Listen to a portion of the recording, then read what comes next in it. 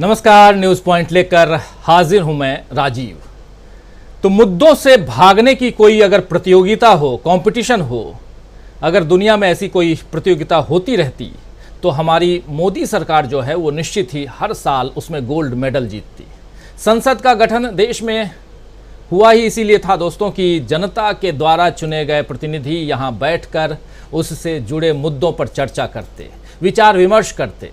लेकिन मोदी सरकार तो मुद्दों से भागने की एक्सपर्ट है। 9 साल में न जाने कितने ऐसे मौके आए जब जरूरी मुद्दों पर विपक्ष चर्चा की मांग करता रहा और सरकार उससे भागती रही, उन्हें गैर जरूरी बतलाकर टालती रही। लेकिन अब तो हद ही हो गई है। मणिपुर पर देश की संसद में कोई चर्चा नहीं हो रही है और दुनिया की दूसरी संसदें इस मुद्दे पर बात कर रही हैं, चर्चा कर रही हैं, प्रस्ताव पारित कर रही हैं।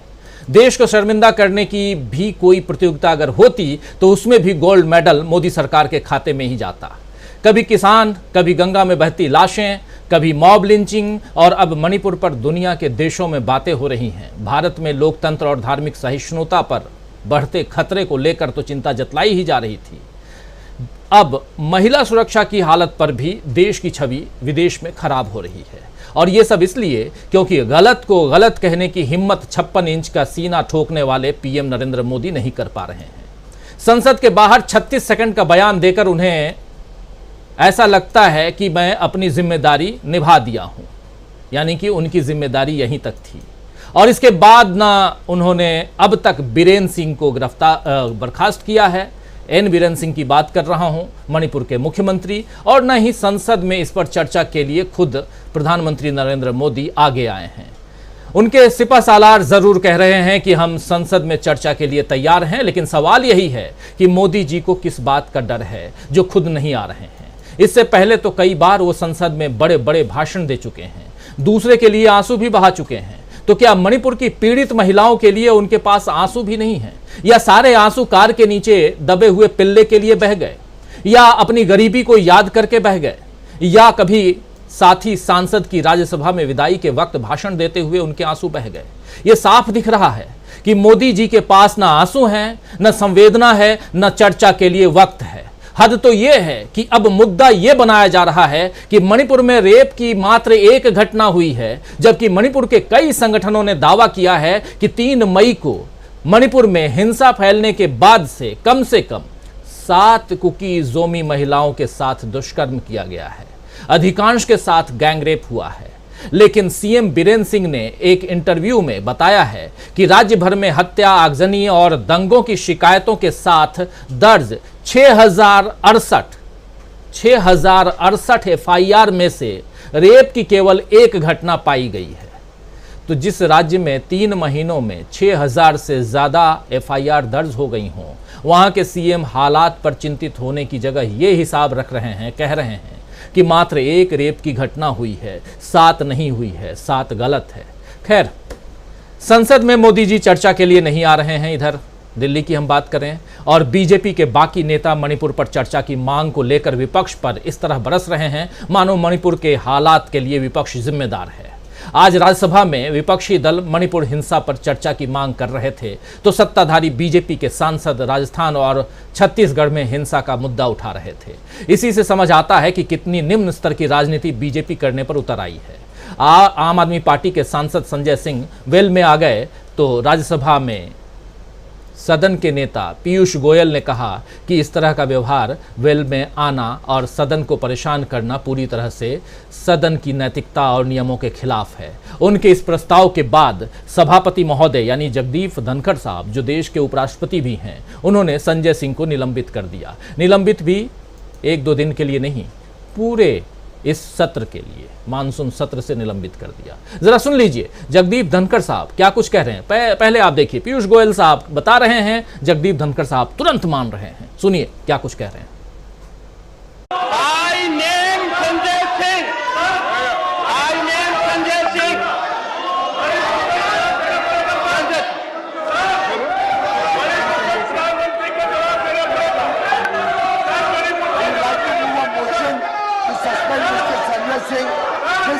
Behavior coming into the hall and disturbing the house is completely against against the ethics and rules of the House, and I would urge the chair to take the necessary action against Mr. Sanjay Singh. The government wishes to move a motion for the suspension of Mr. Sanjay Singh for the remainder period of the House. Move your motion. Sir, I move the motion that Mr. Sanjay Singh, who has been named by the chair, be hereby suspended for the rest of the duration of the rest of the session until the last day of this current session.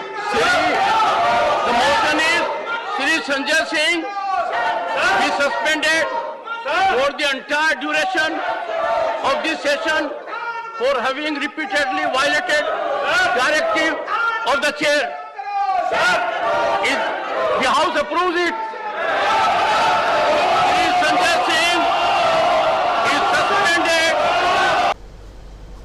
तो हो गया फटाफट काम संजय सिंह का। संजय सिंह निलंबित हो गए तुरंत, विद इन 5-6 मिनट्स। और इसी तरह टीएमसी सांसद डेरेक ओब्रायन और डेरेक ओब्रायन और जगदीप धनखड़, जिनकी तस्वीर आप देख रहे हैं, सभापति महोदय, इनके बीच भी तीखी बहस देखने को मिली आज। दरअसल धनखड़ साहब ने नियम 176 के तहत मिले कुल 11 नोटिसों को सामने रखते हुए सांसदों और उनसे जुड़े हुए राजनीतिक दलों के नाम पढ़े, जिसमें राजस्थान से लेकर के मणिपुर तक के राज्यों में हिंसा पर अल्पकालिक चर्चा की मांग की गई थी। लेकिन जब उन्होंने विपक्षी दलों के सांसदों के नाम पढ़ना शुरू किए, ये नियम 267 के तहत जो नोटिस प्राप्त हुए थे उसको पढ़ना शुरू किया, तो मल्लिकार्जुन खड़गे का नाम लिया लेकिन कांग्रेस पार्टी का नाम नहीं लिए, जिसके बाद डेरेक ओब्रायन अपनी सीट से खड़े हो गए और सभापति से उन सांसदों की पार्टियों का नाम भी लेने का उन्होंने जिक्र किया। कहा कि भैया आप महोदय आप भी नाम लीजिए, आप पार्टी का नाम भी लीजिए। और इसके बाद जो कुछ हुआ, आइए जरा आप ही खुद देख लीजिए क्या कुछ चल रहा है, सुनिए। Honorable members, I have received 27 notices under Rule 267. 27. Shri Mallikarjun Kharge, Dr. John Bitas, Shri A.D. Singh,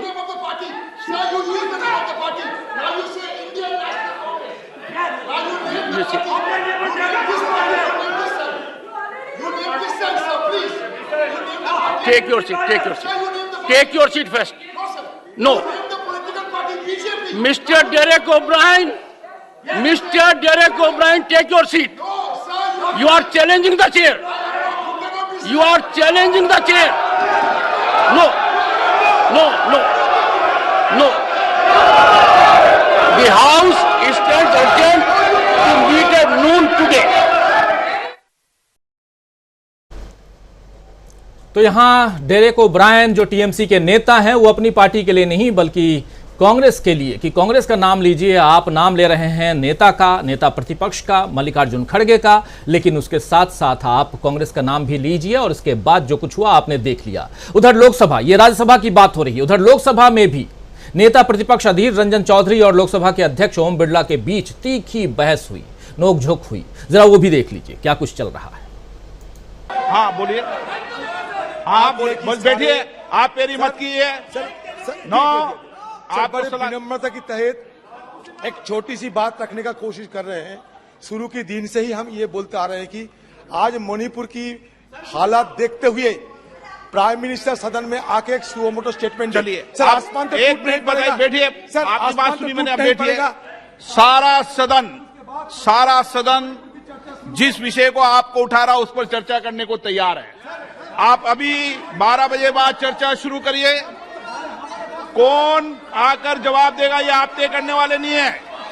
जो विभाग का मंत्री है वो जवाब देंगे।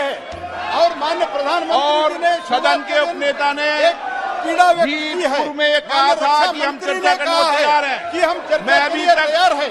और हम अध्यक्ष पीठ से नहीं बोला था, लेकिन आपने विषय उठाया है, तुरंत चर्चा करने मेरा आग्रह है। यह चर्चा से आप क्यों भाग रहे हैं, देश को एक्सप्लेन करना चाहिए सर, ये क्या चल रहा है। तो विपक्ष मांग कर रहा है कि प्रधानमंत्री नरेंद्र मोदी सुओ मोटो आकर बयान दें। यहां चर्चा जो हो रही है वो मणिपुर को लेकर हो रही है, लेकिन यहां ओम बिरला साहब कह रहे हैं, लोकसभा के अध्यक्ष हैं, वो कह रहे हैं कि कौन बयान देगा ये तय करना आपका काम नहीं है। खैर, ये लोकतंत्र है दोस्तों। विपक्ष की मांग के बीच इधर गृह मंत्री अमित शाह सदन में आए और उन्होंने साफ साफ कह दिया कि मणिपुर पर वो ही बयान देंगे क्योंकि इसके लिए वही जिम्मेदार हैं। मतलब मोदी जी से सदन में बयान की उम्मीद आप न रखें।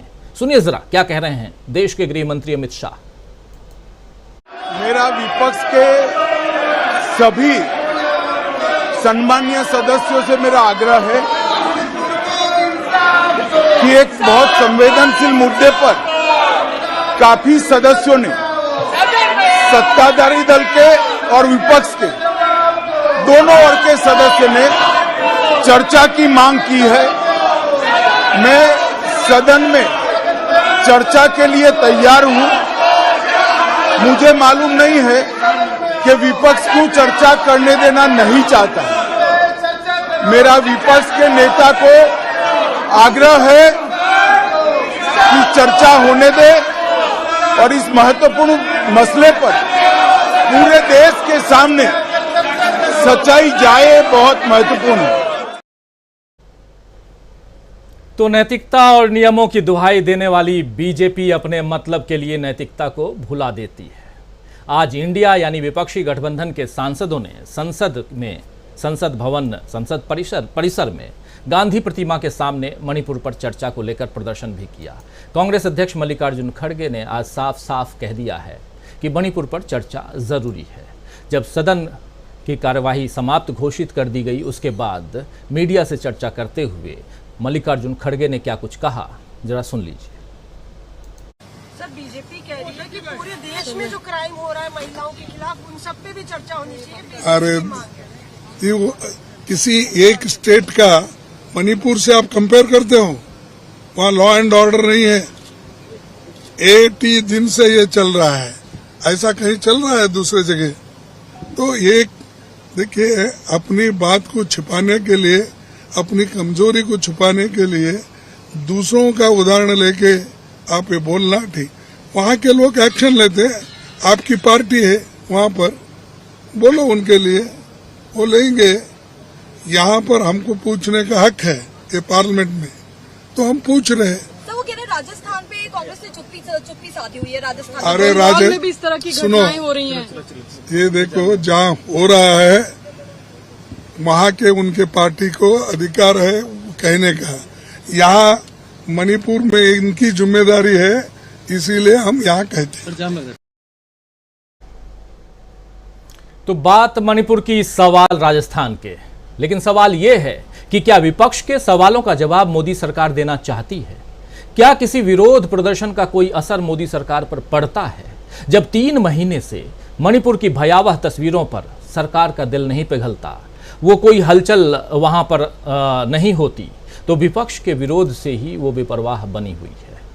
लेकिन अब ये बेपरवाही जनता को चुभने लगी है। इसीलिए देश में अब माहौल मोदी जी और बीजेपी के खिलाफ बनता हुआ दिख रहा है। मेन स्ट्रीम मीडिया भले मोदी सरकार को बचाने की कोशिश कर ले, लेकिन सोशल मीडिया पर अब नजर आ रहा है कि माहौल बदल रहा है। और अब तो कई सर्वे भी आ रहे हैं, मेन स्ट्रीम मीडिया के ही सर्वे आ रहे हैं, जो मोदी सरकार के लिए अलार्म की तरह है। तो आइए दोस्तों, आज न्यूज पॉइंट में चर्चा करेंगे कि क्या मुद्दों से भागकर चुनाव जीत पाएगी बीजेपी। 2024 के चुनाव की बात कर रहा हूं। क्या विपक्ष के आगे बेदम हो गई है मोदी सरकार? सवाल कई हैं, सवालों का जवाब ढूंढते हैं। हमारे साथ कुछ वरिष्ठ साथी जुड़े हुए हैं, उन सबसे आपका परिचय करवाता हूं और आगे बढ़ते हैं। स्क्रीन पर ज़रा ले आइए हमारे तमाम वरिष्ठ पैनलिस्ट साथियों को। और साथ साथ ये देखिए, हमारे साथ इस वक्त 5 वरिष्ठ साथी जुड़े हुए हैं। प्रोफेसर अखिल स्वामी जी जुड़े हुए हैं हमारे साथ, डॉक्टर प्रकाश हिंदुस्तानी जी जुड़े हुए हैं हमारे साथ, प्रशांत टंडन जी हैं, डॉक्टर दीपक पाचपुर जी, अमलेंदु उपाध्याय जी। आप सबका स्वागत करता हूं। स्वागत, इस्तकबाल आप तमाम दोस्त साथी शुभचिंतक आप सबका जो अब तक जुड़ चुके हैं, जुड़ने वाले हैं, आप सबका। सीधा आना चाहता हूं प्रोफेसर अखिल स्वामी जी आपके पास।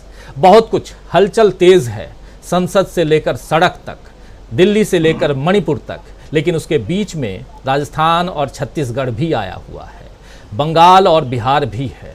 चर्चा चारों तरफ है, चर्चा देश की जनता की है, चर्चा देश में हो रहे जो उठ रहे तूफान की है, लेकिन संसद के अंदर जिस विषय में चर्चा होनी चाहिए, जो विपक्ष मांग कर रहा है कि प्रधानमंत्री जी आइए और मणिपुर पर बयान दीजिए, सरकार के नुमाइंदे कह रहे हैं कि नहीं, गृह मंत्री जी हैं ना, वो आएंगे, बात करेंगे।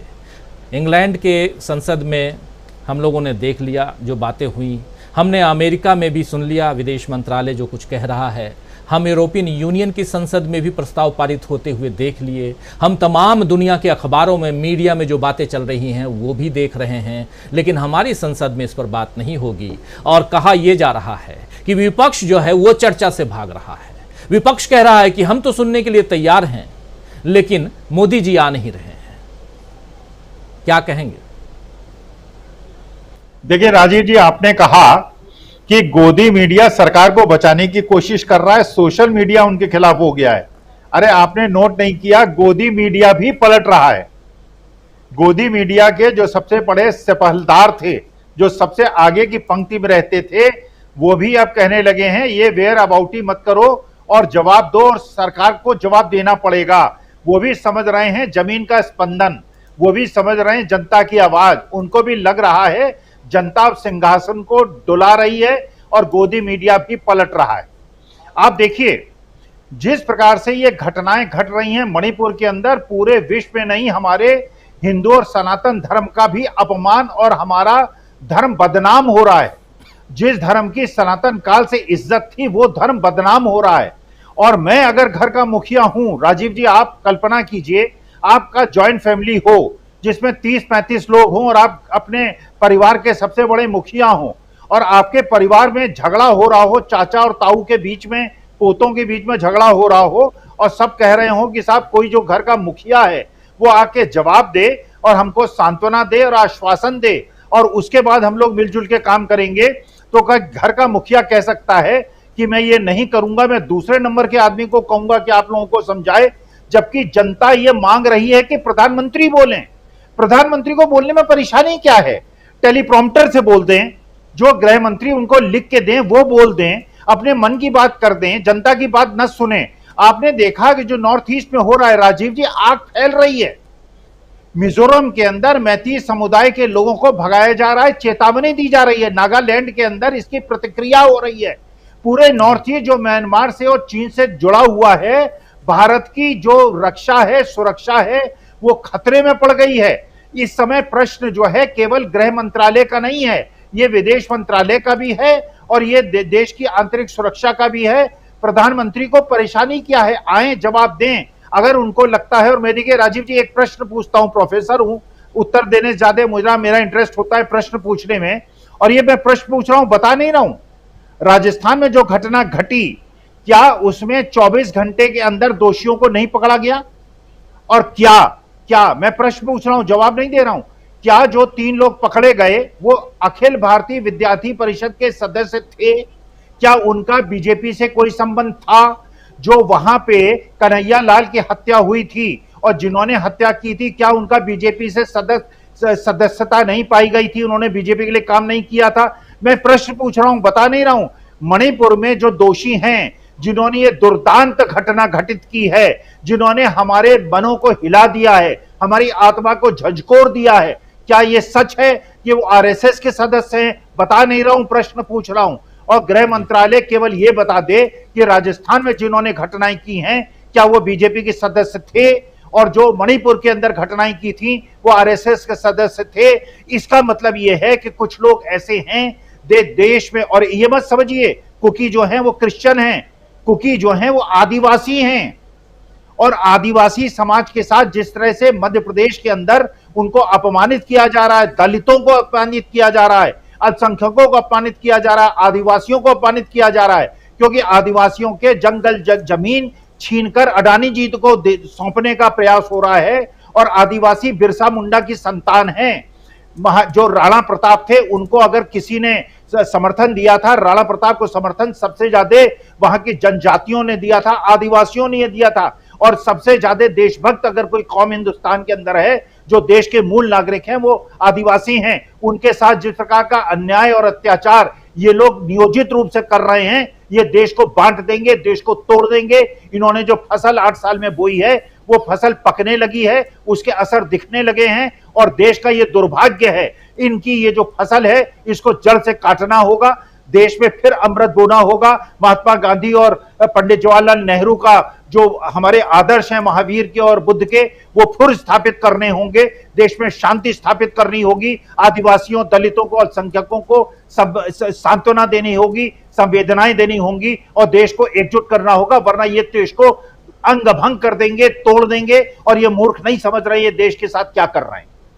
जी, ये मूर्खता हो रही है, देश के साथ क्या कुछ हो रहा है ये नहीं समझ रहे हैं। यहां पर तो आज संसद के बाहर एक सांसद महोदय ने विपक्षी दलों को, विपक्षी दल के नेताओं को नामर्द तक कह दिया। यहां मुझे बोलने में कोई तकलीफ नहीं है, इसलिए नहीं है कि जब बोलने वाला बयान ये दे रहा है तो हमारा काम है उन बयानों को आप तक पहुंचाना। तो ये बीजेपी के सांसद साहब हैं, दिल्ली के ही हैं और आप समझ रहे हैं कि क्या कुछ चल रहा है। विपक्ष अगर सवाल करे, जवाब मांगे तो फिर आप उसे नामर्द तक कह दीजिए। प्रशांत टंडन जी, कैसे देखा जाए? क्या यहाँ भागने की कोशिश, खुद को बचाने की कोशिश, उसके सामने राजस्थान और छत्तीसगढ़ लाने की कोशिश तो हो ही रही है। बहुत सही सवाल यहाँ अखिल स्वामी जी रख रहे थे, प्रोफेसर साहब, और उसमें भी कि जो कुछ हुआ राजस्थान में, क्या उसका उसी समय उस पर एक्शन नहीं हुआ? अब यहाँ तो ये बताया जा रहा है कि 6,68 FIRs जो हैं वो दर्ज हो चुकी हैं। 6,068 FIR मणिपुर में दर्ज होने के बाद वहाँ के मुख्यमंत्री ये कह रहे हैं कि 7 रेप की जो आप बात कह रहे हो वो गलत कह रहे हो। इंडिया टुडे को दिए गए एक इंटरव्यू में, यहाँ नाम भी मैं बता दे रहा हूँ, वहाँ ये कह रहे हैं, जबकि वहीं के लोग कह रहे हैं 1 नहीं 7 हुए हैं और 2 महिलाओं की तस्वीर सामने आ रही है। तो फिर आप वो 2 छोड़ दीजिए, 7, 2 तो हैं। तो यहां किसको बरगला रहे हैं? क्या झूठ फैला रहे हैं या हम झूठ फैला रहे हैं? प्रशांत टंडन जी, कोई ना कोई झूठ तो बोल रहा है, समझने की कोशिश करते हैं आपके जरिए। देखिए, सबसे पहला तो एक बड़ा झूठ जो फैलाया जा रहा है कि विपक्ष चर्चा करने को तैयार नहीं है। जरा इसको हम समझ लें, क्योंकि वो पीठासीन अधिकारी के जरिए भी कुछ बातें बाहर आ रही हैं जो कि कंफ्यूजन पैदा कर रही हैं। सरकार की तरफ से, बीजेपी की तरफ से राज्यसभा में जिन सांसदों ने चर्चा का नोटिस दिया है वो शॉर्ट ड्यूरेशन, अल्पकालिक, यानी कोई एक बहुत ही मामूली घटना पे चर्चा जैसे घंटे 2 घंटे की हो जाती है, उस तरीके की चर्चा का नोटिस दिया उन्होंने। विपक्ष ने जिस नियम के तहत नोटिस दिया है वो 267 है, जिसमें सब काम रोककर मणिपुर पर चर्चा की बात है। उसमें वोटिंग भी होती है, सरकार को जवाब भी देना पड़ता है। ये चाह रहे हैं, सरकार चर्चा तो कह रहे हैं कि हम चर्चा को तैयार हैं। अरे किस नियम के तहत चर्चा में तैयार हो? ये छोटी घटना जो मणिपुर में हो रही है, 80 से ऊपर दिन हो गया है, 3 महीने होने जा रहा है, और कितने लोग मारे गए हैं, कितने लोग बेघर हैं, और जो महिलाओं के साथ तस्वीरें आ रही हैं, पूरी दुनिया में चर्चा हो रही है उसकी। खुद वीरेंद्र सिंह ने जब तस्वीर आई थी तो कहा था ऐसी बहुत सी घटनाएं हुई हैं। अब वो अपनी बात से मुकर रहे हैं।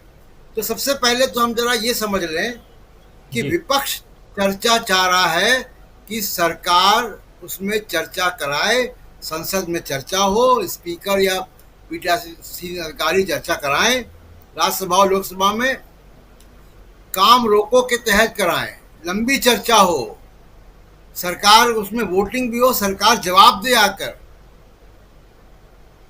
क्योंकि ये बड़ी घटना है। और ऐसी बड़ी घटना देश में मतलब बहुत कम देखने को ऐसा मिलता है कि इतनी बर्बरता जो है वो दिखाई दे। और दूसरी बात ये है कि आपने संजय सिंह को पूरे सत्र के लिए निकाल दिया। वो अपनी पार्टी के नेता हैं सदन में। तो क्या हो रहा है कि बहुत सारी चीजों का राजनीतिकरण हो गया। और उस राजनीतिकरण के साथ साथ एक और बात है राजीव जी, जो बात में चर्चा कर रहा था कि मोदी साहब क्राइसिस मैनेजमेंट में फेल हो रहे हैं, और ये जनवरी से चल रहा है। जब से बीबीसी की डॉक्यूमेंट्री आई है तब से उनकी क्राइसिस मैनेजमेंट के सारे एफर्ट फेल हो रहे हैं, और धीमे धीमे वो क्या हो रहा है उसका असर इनकी पार्टी के अंदर पड़ रहा है। बड़ा दबाव है बीजेपी के अंदर से भी बीरेंद्र सिंह के खिलाफ कुछ काम करने का। आप गौर कीजिए कि जो ट्रोल नुमा मंत्री हैं उनके अलावा बीजेपी के बड़े नेता इसमें बोल नहीं रहे हैं। ना सरकार को बचाने आ रहे हैं, ना वो विपक्ष के साथ तो खैर क्या खड़े होंगे, लेकिन सरकार को रेस्क्यू करने का काम नहीं कर रहे हैं। इनके बड़े बड़े राज्यों के मुख्यमंत्री और बड़े बड़े नेता भी नहीं कर रहे हैं। बीजेपी के अंदर भी बहुत कॉन्ट्राडिक्शन है इसको लेकर। और दूसरा की संजीदगी की बात है, प्रधानमंत्री की बात है। प्रधानमंत्री जिस तरीके का स्टेटमेंट देकर आए, हम लोग कई बार चर्चा यहाँ पे कर चुके हैं, और आप ही के प्रोग्राम में जब मैंने मनमोहन सिंह के बयान की चर्चा की तो वो काफ़ी जगह अब चल रहा है, सोशल मीडिया में भी और मीडिया में भी उसकी चर्चा बहुत से लोग कर रहे हैं, और उस वीडियो का लाखों करोड़ों शेयर हो चुका है। लेकिन आप क्राइसिस मैनेजमेंट में लगातार फेल हो रहे हैं, और अब पॉलिटिकल अलायंस है बहुत बड़ा, उसके सामने अब आपको पॉलिटिकली वाइज सेंसिटिव होना चाहिए। दूसरी चीज की जो मनमोहन सिंह और उनकी तुलना हो रही है, राजस्थान में तो राजीव जी आप खुद ही बता रहे 2 घंटे के अंदर गिरफ्तारी हो गई थी। चर्चा करें ना, महिलाओं के खिलाफ जो अपराध हो रहे हैं उसकी चर्चा होनी चाहिए। एनसीआरबी डेटा निकालता है, एनसीआरबी के नेशनल क्राइम रिकॉर्ड्स ब्यूरो का डेटा के हिसाब से चर्चा होनी चाहिए, राज्यवार चर्चा होनी चाहिए। ये भी बात होनी चाहिए कि कौन सा राज्य महिलाओं के लिए सेफ है, कौन सा नहीं है। लेकिन मणिपुर में इतनी बड़ी घटना हुई है, वो अलग से चर्चा, अलग से एक्शन, अलग से बयान मांगती है। मनमोहन सिंह जब निर्भया पे बयान दे रहे थे तो उन्होंने कोई और सरकारों का जिक्र वहां पर नहीं किया था, मैं पहले भी कह चुका हूं। उन्होंने सिर्फ निर्भया पे बात की थी। आप मणिपुर के साथ राजस्थान और मध्य प्रदेश ला रहे हो जिसकी बहुत पूरे दुनिया में आलोचना हो रही है। पूरे दुनिया में ये कहा जा रहा है कि कितना असंवेदनशील व्यक्ति है ये। तो आप अपनी इमेज की चिंता नहीं है, आप वहां पहुंच गए हो, तो ये तो ना कोई, इसको मैं कहूँगा कि समझदारी भरी राजनीति है, और इंसानी जो तकाजा है उसके हिसाब से तो खैर बहुत नीचे का काम है ही।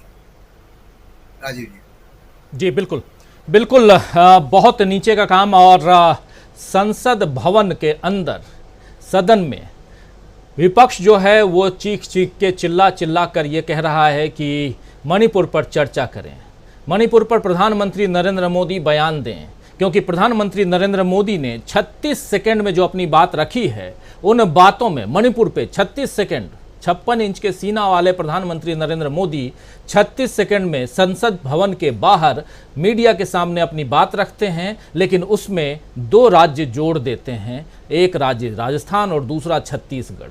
और इसके बाद से डिफेंसिव मोड में बीजेपी आती है, और आप मणिपुर का म बोलिए वो राजस्थान का र बोलने लगती है, फिर मणिपुर का म बोलिए वो छत्तीसगढ़ का छ बोलने लगती है।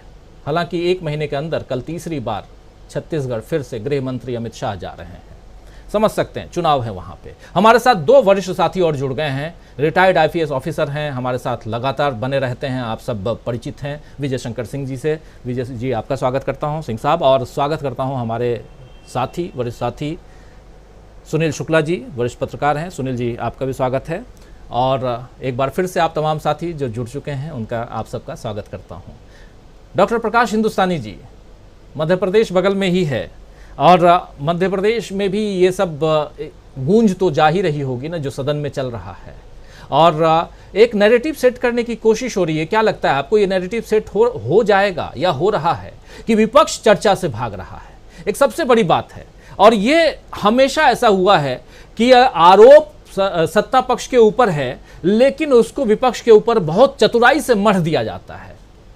क्या अभी भी ऐसा लगता है कि मणिपुर पे सत्ता पक्ष अपनी बातों को, अपने दोष को उधर यानी कि विपक्ष की तरफ करने में कामयाब साबित होगा? क्या इस देश में ये नैरेटिव सेट हो पाएगा कि नहीं जी, मणिपुर तो कुछ भी नहीं है, राजस्थान में बहुत बड़ी घटना हो चुकी है, छत्तीसगढ़ में भी ऐसी घटनाएं हो चुकी हैं, बिहार में भी ऐसी घटनाएं हो चुकी हैं, और मध्य प्रदेश और वेस्ट बंगाल में भी ऐसा ही है। उन राज्यों में जहां पर बीजेपी की सरकार नहीं है वहां का हाल बहुत बुरा है। और देखिए, ये विपक्ष वाले फालतू का चिल्ला रहे हैं मणिपुर को लेकर के। ये नैरेटिव सेट होते देख रहे हैं आप?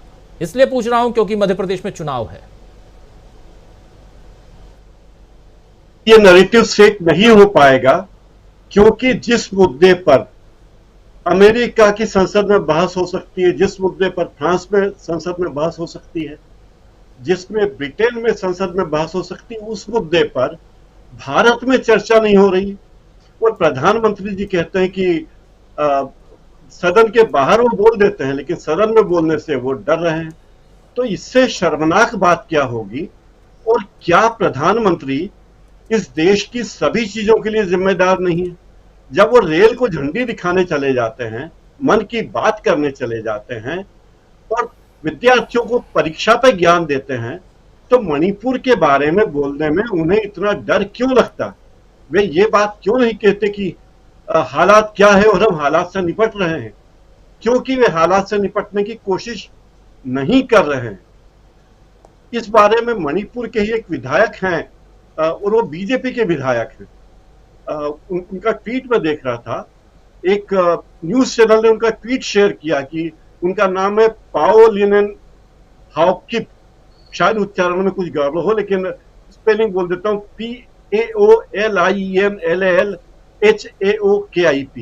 उन्होंने कहा कि मणिपुर की हिंसा में राज्य सरकार शामिल है, मणिपुर हिंसा में राज्य सरकार शामिल है, सरकार की मिली भगत की वजह से हिंसा नहीं रुक रही है।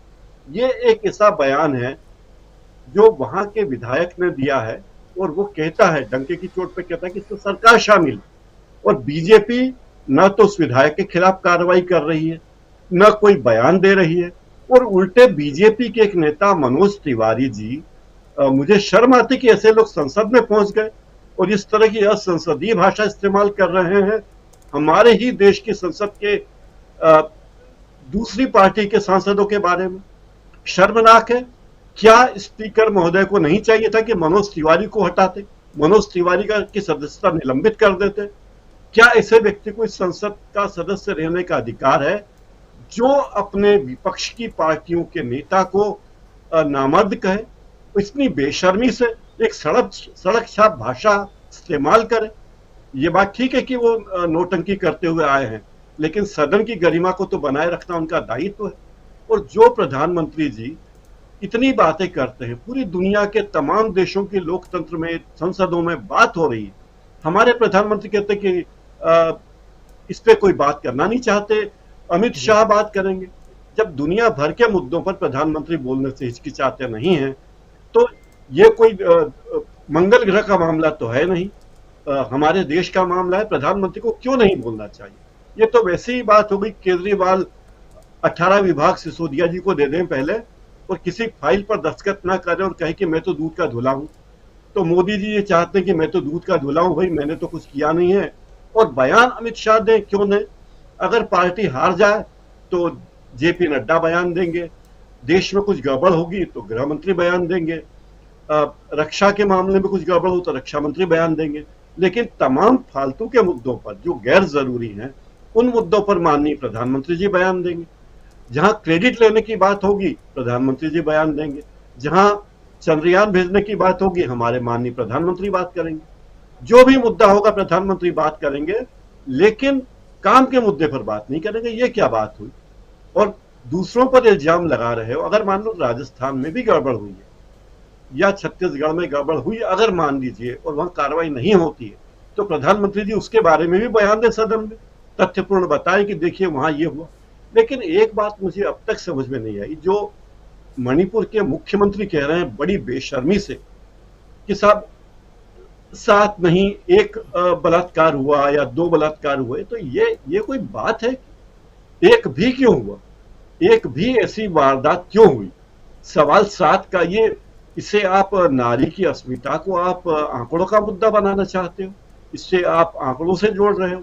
तो क्या 100-200 पे होगा तो आपको लगेगा मामला गंभीर है, 7 पे होगा तो गंभीर नहीं है, 1 पे होगा तो गंभीर नहीं है। ये तो बहुत ही शर्मनाक बात है। तो शर्म का पहलू हर तरफ से देखिए। मनोज तिवारी की शर्म एक तरफ है, गृह मंत्री की शर्म एक तरफ है, माननीय प्रधानमंत्री का जो बयान 36 सेकंड का है, वो बयान उनके चुप रहने से भी बुरा है। अगर वे चुप रहते तो जितना बुरा होता, उससे बुरा बयान उन्होंने 36 सेकंड में दिया है। इस बात को कोई नोटिस क्यों नहीं करता, कोई बोलता क्यों नहीं? और पार्टी के नेता किस तरह से बात कर, आज खड़गे जी का नाम सदन में लिया जाता, उनकी पार्टी का नाम नहीं बताया जाता।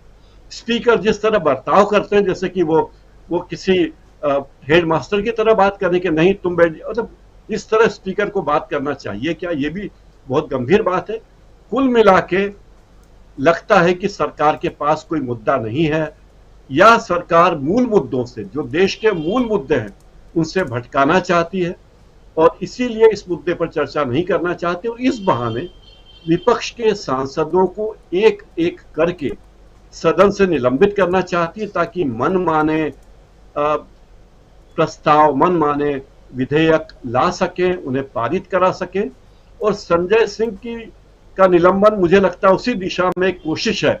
हालांकि संजय सिंह 15 मिनट तक आसंदी के सामने अपनी बात कहते रहे पहले कि मेरी ये गुजारिश है, उनकी गुजारिश नहीं मानी गई, और फिर आनंद फानंद में प्रस्ताव पारित करके उन्हें उनकी सदस्यता पूरे सत्र के लिए निलंबित कर देगी। राजीव जी, ये पूरा देश जानता है कि सदन में बहिर्गमन करना भी एक सांसद की ड्यूटी है, सदन से बाहर जाना भी उसकी ड्यूटी है, नारे लगाना भी ड्यूटी है, और सदन में आकर अपनी बात कहना भी ड्यूटी है। तो सांसदों को, विपक्ष के सांसदों को काम करने से रोकना, ये देश के लोकतंत्र के लिए बहुत बड़ा गंभीर खतरा है। और लगता है कि मोदी सरकार अपनी नाक बचाने के लिए या अपना दामन छुपाने के लिए कोई न कोई कदम उठा रही है। राजीव जी। जी बिल्कुल बिल्कुल प्रकाश जी, जो आप बात कर रहे हैं, जो बात रख रहे हैं, बहुत गंभीर यहाँ चिंता का विषय है। लेकिन साथ साथ जब हम मणिपुर की चिंता कर रहे हैं, जब यहाँ सदन में विपक्ष जो है वो चाह रहा है कि मणिपुर पर प्रधानमंत्री जी आकर के बयान दें, तो विपक्ष चर्चा नहीं करना चाह रहा है, ये बात कही जा रही है। एक नैरेटिव को सेट करने की कोशिश की जा रही है। ये नैरेटिव क्या सेट हो रहा है? क्या हमेशा की तरह, यानी काठ की हांडी क्या बार बार चढ़ेगी आग पे?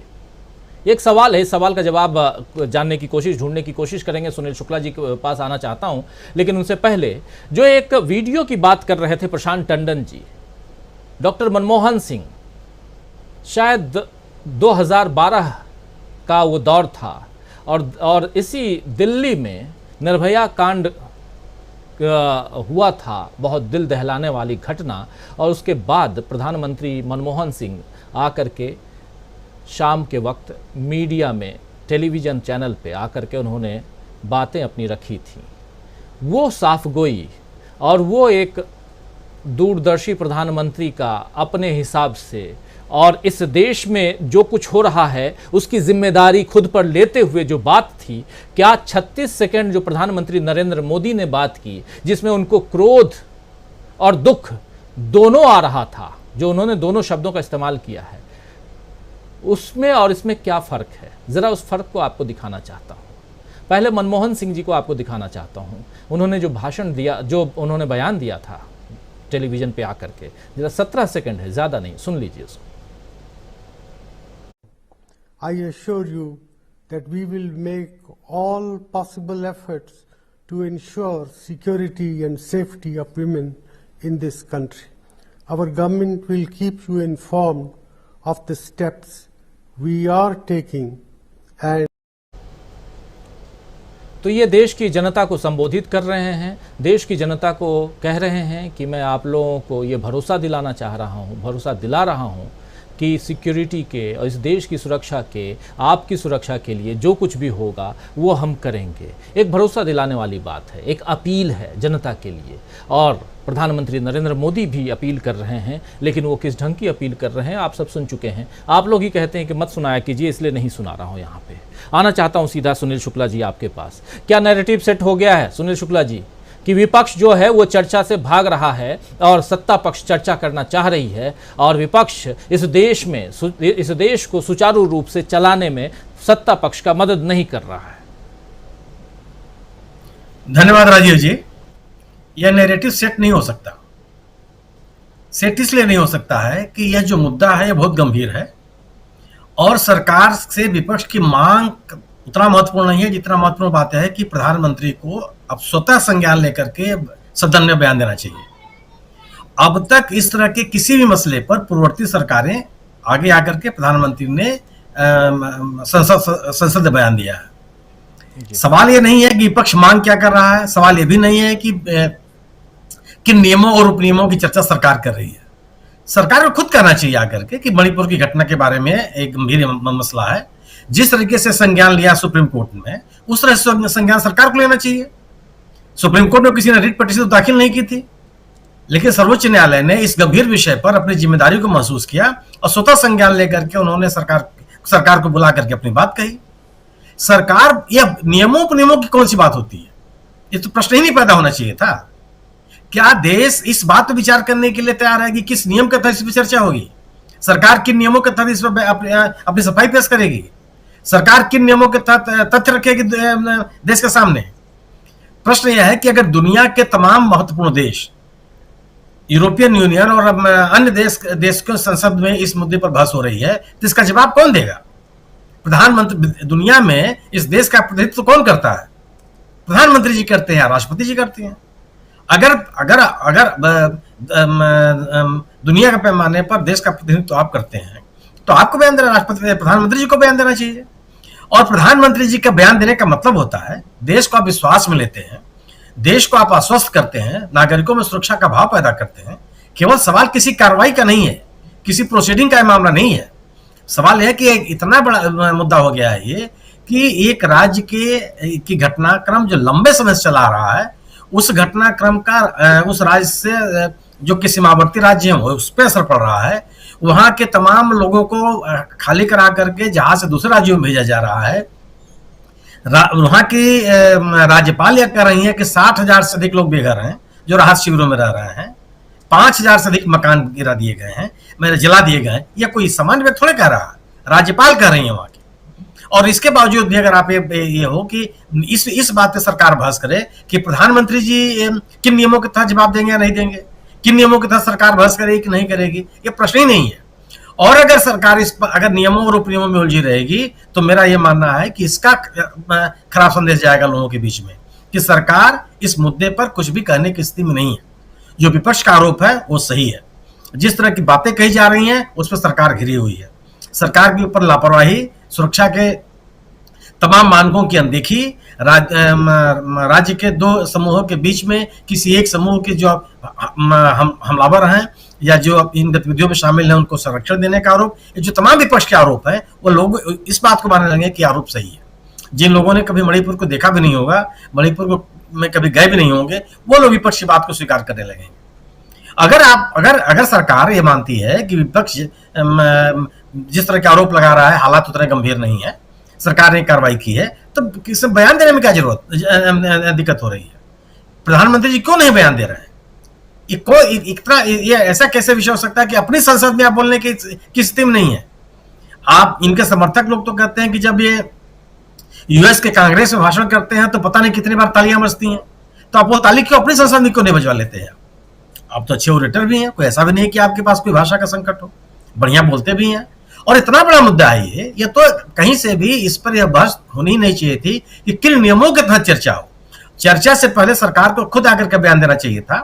प्रधानमंत्री जी ने संसद के बाहर बयान दिया। वो 2 राज्य नहीं, वो 20 राज्यों का नाम ले सकते हैं, देश के प्रधानमंत्री हैं, बशर्ते कि उस तरह घटना इन राज्यों में हुई हो। क्या जिस तरह की घटना मणिपुर में हुई है वह उन राज्यों में भी हुई है जिन राज्यों का उल्लेख प्रधानमंत्री जी ने किया? क्या छत्तीसगढ़ में इस तरह घटना हुई है? क्या राजस्थान में इस तरह की घटना हुई है? क्या इस तरह की घटनाओं को लेकर के सरकार ने दोनों सरकारों ने अकर्मण्यता प्रदर्शित की है? क्या वहां पे गृह युद्ध की स्थिति है? क्या 2 समूहों में झगड़े हो रहे हैं?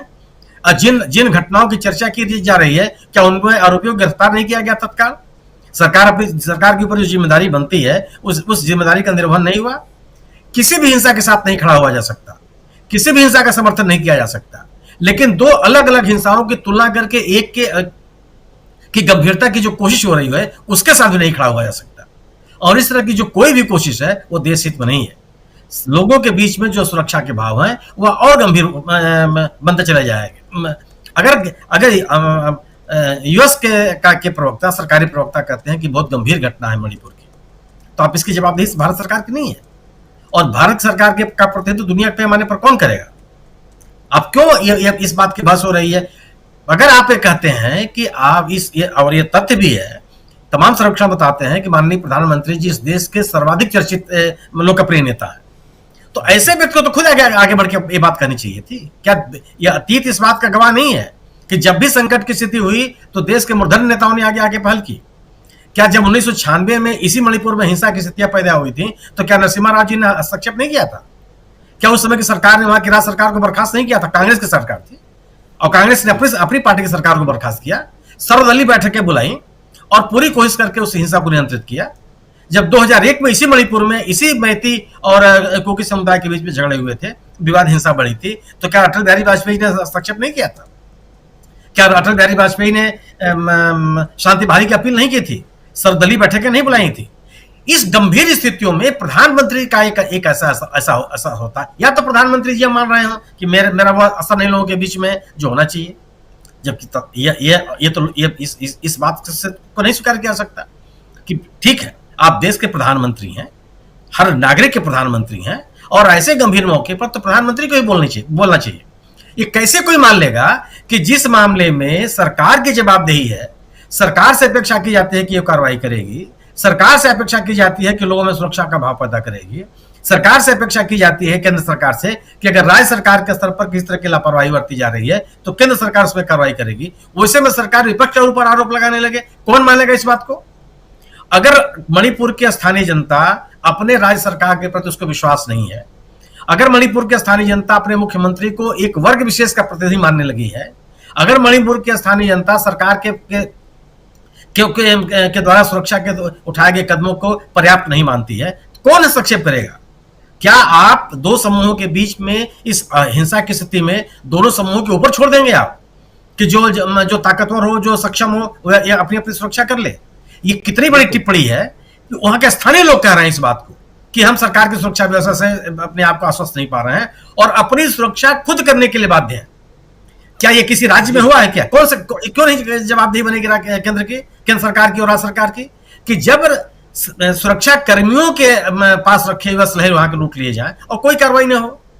तो क्या यह नैरेटिव बनेगा कि सरकार ने लापरवाही की या हिंसा में शामिल लोगों को संरक्षण दिया कि यह लोग मान जाएंगे इस देश के लोग कि विपक्ष संसद को चलने नहीं दे रहा है? संसद को चलाने की जिम्मेदारी सरकार की है, सदन में उपस्थित प्रत्येक सदस्य को विश्वास में लेने की जिम्मेदारी सरकार की है, देश की आवाम को विश्वास में लेने की जिम्मेदारी सरकार की है, विपक्ष की जिम्मेदारी नहीं है। विपक्ष जनता का चुनाव प्रतिनिधि है और जनता के जो मसले हैं वो उठाने के लिए उसकी जिम्मेदारी बनती है। वह भी उस जनता का प्रतिनिधि है। अगर वो जनता के प्रतिनिधि के रूप में बात उठा रही है तो सरकार जवाब क्यों नहीं देगी? ये कतई ये नरेशन नहीं बन सकता। और जो सरकार के ऊपर आरोप लग रहे हैं यह दिन प्रतिदिन और गंभीर होते जाएंगे यदि सरकार गंभीरता पूर्वक आकर के लोगों के समक्ष संसद के माध्यम से अपने देश को आश्वस्त नहीं करती, अपने देश के नागरिकों को आश्वस्त नहीं करती। दुनिया के पैमाने पर अभी क्या स्थिति बन गई है? ये कोई छोटा मोटा सवाल है क्या? जी बिल्कुल सही कह रहे हैं, बिल्कुल सही कह रहे हैं। बहुत सारे सवाल और उसमें खासकर दुनिया में अलग अलग दुनिया के पार्लियामेंट में और वहाँ के अलग अलग डिपार्टमेंट्स में लोगों के ज़रिए, अखबार के ज़रिए ये मणिपुर की चर्चा अगर हो रही है तो फिर हमारे देश में चर्चा क्यों नहीं होनी चाहिए? सवाल तो यही पूछा जा रहा है। देश की जनता भी पूछेगी, जनता के प्रतिनिधि जो संसद में हैं वो भी पूछेंगे और यही तो यहाँ पूछा जा रहा है। लेकिन क्या इससे क्यों भाग रही है मोदी सरकार? ये सवाल भी है। आखिर मणिपुर पर चर्चा के लिए तैयार गृह मंत्री हैं, लेकिन 267 में चर्चा कराया जाए कि और किसी दूसरे से कराया जाए? क्या चर्चा में प्रधानमंत्री नरेंद्र मोदी को शामिल होना चाहिए? क्या प्रधानमंत्री नरेंद्र मोदी को बयान देना चाहिए? बहुत सारे सवाल हैं। इन सवालों का जवाब ढूंढने की कोशिश हम कर रहे हैं। आना चाहता हूं डॉक्टर दीपक पाचपोर जी आपके पास। दीपक जी, आखिर भाग क्यों रही है सरकार? जी देखिए, मुख्य विषय पर आऊं, सबसे पहले मैं अपने सभी पैनलिस्ट और सभी दर्शकों को ये फिर से एक बार शुभ समाचार दे रहा हूं कि लगातार चौथी बार जो डीबी लाइव जो है वो प्रथम शीर्ष स्तर पर पहुंच चुका है और लगभग 8-9 करोड़ के आसपास हमारे दर्शकों ने देखा और टोटल व्यूअर्स शेयर जो है वह बढ़कर 13% हो गया, जबकि पिछले महीने जो था वो 10% था। तो सबसे पहले मैं इस पूरे परिवार की ओर से, राजीव जी तो आप लोगों को धन्यवाद करेंगे, मैं इस परिवार की ओर से भी सभी पैनलिस्ट को भी और सभी दर्शकों को बहुत बहुत धन्यवाद करता हूं और हम उम्मीद करते हैं कि लोकतंत्र के लिए हम ये सब जो मिलकर लड़ाई लड़ रहे हैं उसमें आपका साथ मिलता रहेगा और ऐसे ही हम आगे बढ़ते रहेंगे। राजीव जी और सभी दर्शकों को विशेष रूप से धन्यवाद। मुख्य विषय यह है कि अब जो हम बार बार कर रहे हैं कि देखिए ये एक तरह का तरीका है, आप पिछले कुछ बड़े मुद्दे देखिए, जब से प्रधानमंत्री बने हैं मोदी जी, उन्होंने एक खास तरीके के उनकी मॉडस ऑपरेंडी है कि कैसे सरकार के विरोध में होने वाली किसी भी बात को दबा देना। आप पिछले कुछ 5-7 ही उदाहरण आप देखिए, जैसे पेगासस के बारे में हो, चाहे वो अदानी के बारे में हो या नोटबंदी के बारे में हो, जीएसटी के बारे में हो, जब भी विपक्ष ने कुछ कहना चाहा, यहाँ तक कि लगभग 5 साल पहले जो अनुच्छेद 370 जम्मू कश्मीर से हटाया गया उसके बारे में लोग बड़ा उत्तेजित थे, वो जानना चाहते थे, राम मंदिर वाले सुप्रीम कोर्ट के निर्णय के बारे में बात करना चाहते थे, लेकिन किसी भी मुद्दे को सरकार जो है वो इसलिए नहीं आने देती कि वो पहले ही एक तरह से ब्लॉकिंग कर देती है। अपनी पूरी की पूरी जो आर्मी है संसद के अंदर, उनके अपने जो सदस्य हैं वो इस तरीके से वो गदर मचा देते हैं कि बात जो है वो आगे बढ़ नहीं पाती और वो ये साबित करने लगते हैं कि देखिए अराजकता फैला रहे हैं सांसदगण। आप ये ख्याल है कि आप संजय सिंह को हटाया गया है, उनको निलंबित कर दिया गया है, अब ये कोई बहुत बड़ी बात नहीं रह जाएगी। मुझे लगता है जितने हमारे मुखर प्रमुख जो सांसद हैं, चाहे वो मनोज झा जी हो, चाहे वो महुआ मोइत्रा जैसे लोग हों, जो भी सरकार पर गंभीर आक्रमण करते हैं सोच समझकर आंकड़ों के साथ, तथ्यों के साथ, वे सारे के सारे इस गिलोटिन के नीचे आते रहेंगे। सबकी गर्दनें मुझे लगता है कि संसद से कटती रहेगी। अब सबसे बड़ी चिंता की बात यह है कि जनता की ओर से बात करने वाला कौन रह जाएगा। सरकार का तरीका यही है कि बात ना होने दो। देखिए अभी ये जो इस मुद्दे पर अगर मैं आऊं, पर्टिकुलर जो अभी मणिपुर वाला मामला है, तो आप जो है वो कंपैरिजन करते हैं कि अन्य राज्यों में भी ऐसा ऐसा हुआ है। ठीक है, अगर आप तुलना करते हैं तो पूर्ववर्ती जो हमारे प्रधानमंत्री हैं उन्होंने किस तरीके से आके महत्वपूर्ण मुद्दों पर जवाब दिए थे, इसके बारे में भी आप उस परिपाटी का पालन कीजिए। किस तरीके से हमारी संसदीय परंपरा रही है, हर प्रधानमंत्री, ऐसा कोई भी प्रधानमंत्री नहीं रहा जिसके दौरान कोई न कोई बड़ी घटना न हुई हो, लेकिन हर प्रधानमंत्री ने आकर संसद में बयान दिया। यहां तक कि जो एक बहुत ही कमजोर प्रधानमंत्री हुआ करते थे चंद्रशेखर जी, अपने आप में कमजोर नहीं थे, अपने आप में तो पूरे के पूरे संस्थान थे, वो वन मैन आर्मी भी थे वो, लेकिन कांग्रेस के समर्थन पर टिके हुए मुश्किल से 3-4 महीने का उनका कार्यकाल था, जो कि इनके मृत्यु के कारण, इनकी हत्या के कारण, राजीव गांधी की हत्या के कारण उनको 2-3 महीने और काम चलाऊ सरकार के रूप में उनको रखा गया। उनके कार्यकाल के दौरान 2 महत्वपूर्ण बातें हुई। पहली बात हुई थी कि इराक जाने वाले जो एरोप्लेन्स थे, फाइटर एरोप्लेन्स थे यूएस के, उनको बंबई में रातों रात उतर के आधी रात को जो है उसमें फ्यूल भरा गया, और ये जो है ये भारत की जो गुटनिरपेक्ष नीति के खिलाफ था। इसके बारे में कहीं पर कोई बात नहीं हुई, केवल राजीव गांधी ने उस समय एक सवाल पूछा। ये फरवरी 1991 की बात है राजीव जी। आधी रात को फ्यूल भरा गया, वॉर प्लेन्स को किसी भी तरीके की मदद करना और उसके भारत के किसी भी एयरपोर्ट पर उतारना जो था हमारी नीति के खिलाफ था। लेकिन चंद्रशेखर ने अपनी ओर से पूरे देश के नाम बयान दिया कि किन परिस्थितियों में जो यूएस प्लेन्स थे उनको क्यों फ्यूल दिया गया। दूसरी घटना, ग्रीस के पास लगभग 91 टन सोना जो है भारत को गिरवी रखना पड़ा था, क्योंकि उस समय हालत ऐसी हो चुकी थी। इसके बारे में भी चाहते तो बहुत आराम से वो कह सकते थे कि न तो कोई सोना कहीं भेजा गया है और न तो भेजा जा रहा है और न कभी भेजा जाएगा। अभी की स्टाइल में जो नया भारतीय लोकतंत्र का जो नया मैनरिज्म जिसको हम कह सकते हैं, नया जो स्टाइल है, लेकिन उन्होंने साफगोई से बताया कि हाँ हमने इन कारणों से रखा क्योंकि हमारी जो आर्थिक स्थिति थी उसमें ऐसा ऐसा था, और उन्होंने प्लान भी बताया। आज भी आप आर्काइव में जा सकते हैं और इन दोनों घटनाओं की जानकारी ले सकते हैं। चंद्रशेखर जैसे व्यक्ति ने जो बहुत ही कम समय पे रहे, उनके समय पे दोनों महत्वपूर्ण घटनाएं हुई, लेकिन उन्होंने जानते थे वो कि उनकी जनता के प्रति जवाबदेही है और उन्होंने दिया। तो ये इन परिपाटियों का भी फिर आप पालन कीजिए, ये नहीं हो रहा है। दूसरी तरफ ये हो रहा है कि उनकी देखिए जो ट्रोल आर्मी है सोशल मीडिया पे, आप ध्यान से देखिए राजू जी, वो फिर से एक्टिव हो रही है। उसका कारण ये है कि वो जान रहे हैं कि बहुत जगह पे स्थिति बहुत खराब हो रही है। और जो हम कह रहे हैं कि अगले समय नेरेटिव सेट हो रहा है या नहीं हो रहा है, मुझे ऐसा लगता है जो मैं गति देख रहा हूं और जो संसद के बाहर घटनाएं हो रही हैं, धीरे धीरे संसद को पूरी तरीके से डिफंक कर दिया जाएगा। इतनी अराजकता फैला दी जाएगी कि ऐसा लगेगा कि भाई सरकार तो करना चाहती है, काम करना चाहती है। राजनाथ सिंह ने बयान दिया कि हम चर्चा करना चाहते हैं लेकिन ये भागना चाहते हैं। रविशंकर ने प्रसाद जी ने संसद के बाहर कहा कि ये पता नहीं कांग्रेस का क्या मामला रहता है, मामला उठाती है उसके बाद भाग जाती है। तो एक तरह से ऐसा वातावरण बनाया जाता है कि हम तो चर्चा करना चाहते हैं लेकिन जो चर्चा है वो विपक्षी नहीं करना चाहता, उसको एक तरह से अगंभीर किस्म का प्रेजेंट करने की बात की जा रही है। अब जो है मुझे ऐसा लगता है आने वाले समय में मैं जो एक स्थिति ये देखता हूं, दो घटनाएं हैं आपकी ओर ध्यान दिलाना चाहता हूं राजू जी। तो वाराणसी में इंटरनेशनल टेम्पल कॉन्फ्रेंस हुई जिसके दौरान लगभग 32 देशों के ऐसे मंदिरों के न्यासी और व्यवस्थापक इकट्ठे हुए। वहां मोहन भागवत जी भी थे और ये किया जा रहा है कि पूरे भारत के जितने भी मंदिर हैं उनको कनेक्ट किया जाए और एक बाकायदे प्रेजेंटेशन दिया गया वहां पर मिस्टर कुलकर्णी के द्वारा, जो कनेक्ट टेम्पल के नाम से एक कार्यक्रम लाया जा रहा है। नंबर 1, इसके जरिए जितने भी मंदिरों में है इस तरीके का अपना वोट शेयर जो है वो बढ़ाने की कोशिश होगी। दूसरा, राम मंदिर बनने की प्रक्रिया लगभग पूरी हो चुकी है, अक्टूबर में शायद उसकी जो है कंप्लीट हो जाएगा और जनवरी के 14 से 25 जनवरी के बीच इसकी प्राण प्रतिष्ठा का कार्यक्रम भी लगभग तय हो चुका है। और उस दौरान ये कार्यक्रम किया जाएगा कि पूरे देश में 1 हफ्ते का राम महोत्सव मनाया जाएगा और हर घर के सामने 5 दिए जलाने के ऐसे बहुत सारे कार्यक्रम जो किए गए हैं। मुझे ऐसा लगता है कि एक तरफ संसद को पूरी तरीके से अप्रासंगिक बनाने की कोशिश की जा रही है और संसद के बाहर जो है 2024 के चुनाव की तैयारियां अपने उसी धरने पर करने जा रही भारतीय जनता पार्टी।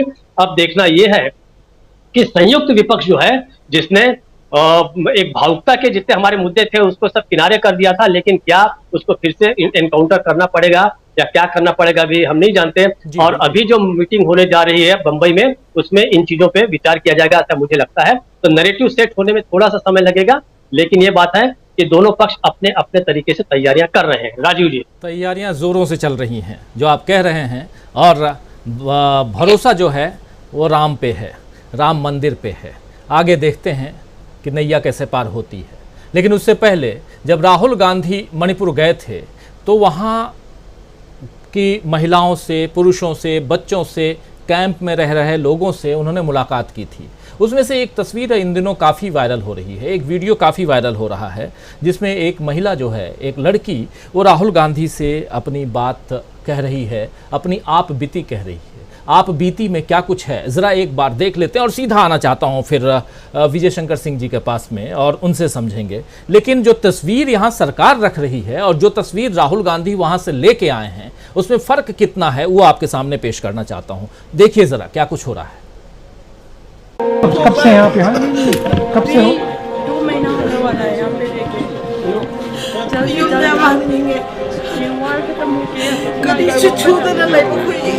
इसमें सर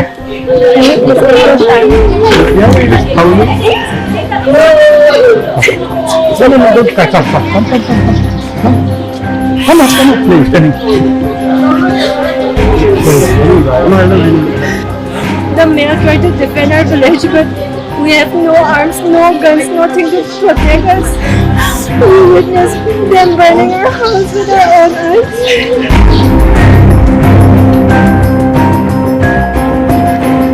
तो सरकार क्या कर रही थी इस टाइम? अदम अदम सरकार जो एडमिनिस्ट्रेशन था, पुलिस थी, वो कहाँ?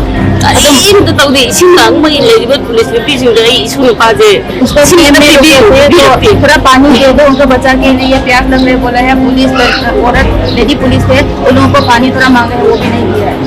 इनको कोई अभी थोड़ी देर में मतलब समय खराब है मगर थोड़ी देर में थोड़ा ठीक हो जाएगा। और इनका जो घर में जो लॉस हुआ है उसके कॉम्पनसेशन के लिए हम सरकार पे दबाव सरकार ने करेगी कभी तो बोलो।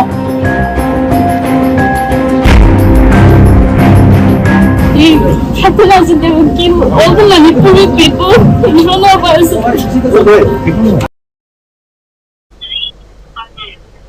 आपने गौर किया होगा जितनी महिलाएं हैं अपनी बात रखते रखते रो रही हैं, बिलख रही हैं, परेशान हैं। सिंह साहब, यहाँ की एक तस्वीर ये अलग है और इन तस्वीरों से इतर अगर सदन की तस्वीर हम देखें, संसद भवन के बाहर या संसद भवन के अंदर की तस्वीर देखें तो कुछ और है।